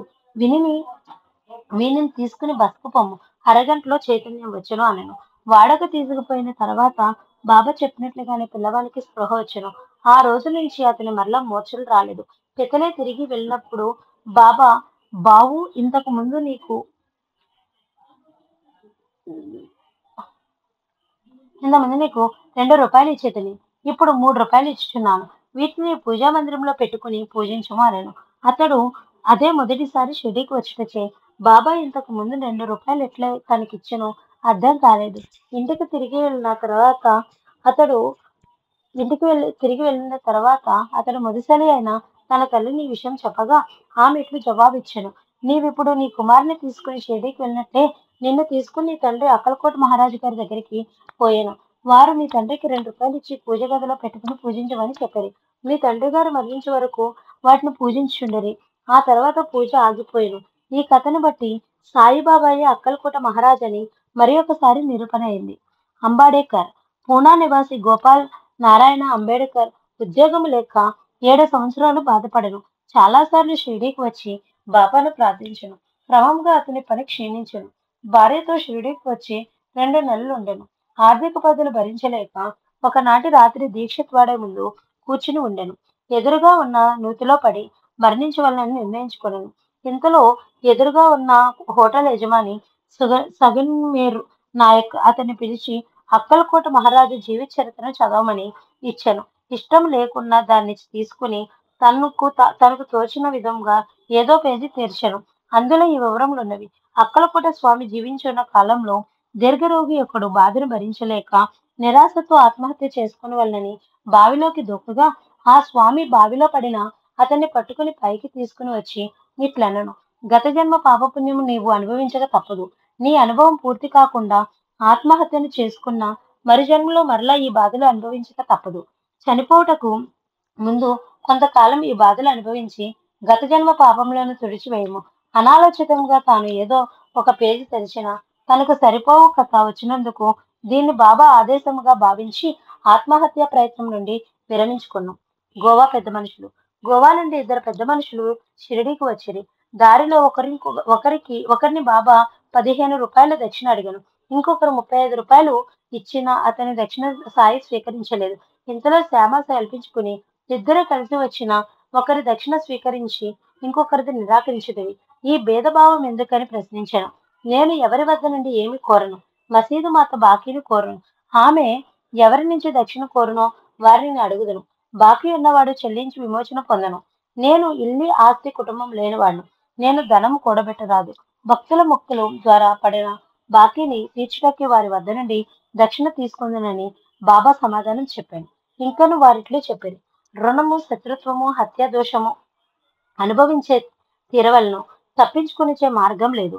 నేను దక్షిణ అడిగి పుచ్చుకున్నవాడు మొదట చాలా పేదవాడు. ఉద్యోగం దొరికినచో మొదట నెల జీతము తన ఇష్టదైవమునకు ఇచ్చదనని మొక్కుకొనెను. నెలకు 15 రూపాయలు ఉద్యోగం దొరికి అది క్రమముగా పెరుగుతూ 700 రూపాయలకు చేరుకొనెను. అయినను అతడు మొక్కు తీర్చలేదు. అతని కర్మఫలమే ఇక్కడకు ఈడ్చుకుని వచ్చాను. అతని మొక్కు బాకీని ఇప్పుడు నేను అడిగి తీసుకుంటున్నానని చెప్పాను. ఆ తర్వాత తనదైన వింత పద్ధతిలో వేరొక కథని ఈ విధంగా చెప్పెను. ఒకనాడు నేను గాఢ నిద్రలో ఉండగా ఒక మనిషి రాతి పలకను తొలగించి గోడకు కన్నం వేసి 30,000 రూపాయలు దొంగిలించాను. నేను చాలా బాధపడి తిని ఆ బ్రాహ్మణుడే దాన్ని దొంగిలించినని అనుకుంటుని నా మనసు పాడైనది. భోజనము నీరు కూడా రుచించలేదు.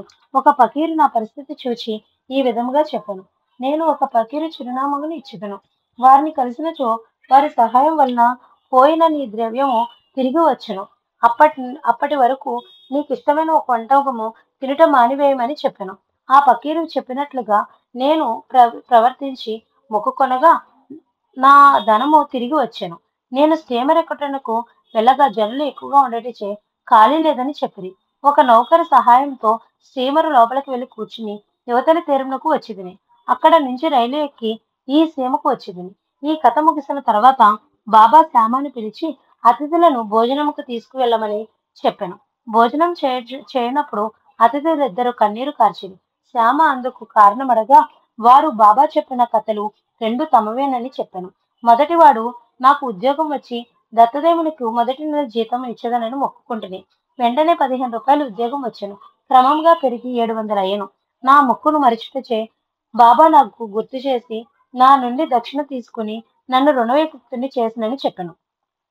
రెండవ వాడు తన కథనిట్లు చెప్పాను. నా వంట బ్రాహ్మణుడు నా వద్ద 25 సంవత్సరం నమ్మకముగా పనిచేశాను. కానీ ఒకనాడు మా ఇంటికి కన్నం వేసి 30,000 కరెన్సీ నోట్లను దొంగిలించను. నేను చాలా భయపడి ఏడ్చుచూ కూర్చుంటిని. ఒకనాడు ఒక ఫకీరు వచ్చి షిరిడీ సాయిబాబాను ప్రార్థించిన పైకం తిరిగి వచ్చునని అంతవరకు నీకు ఇష్టమైన వంటకంను తిననని మొక్కుకొనమని చెప్పాను.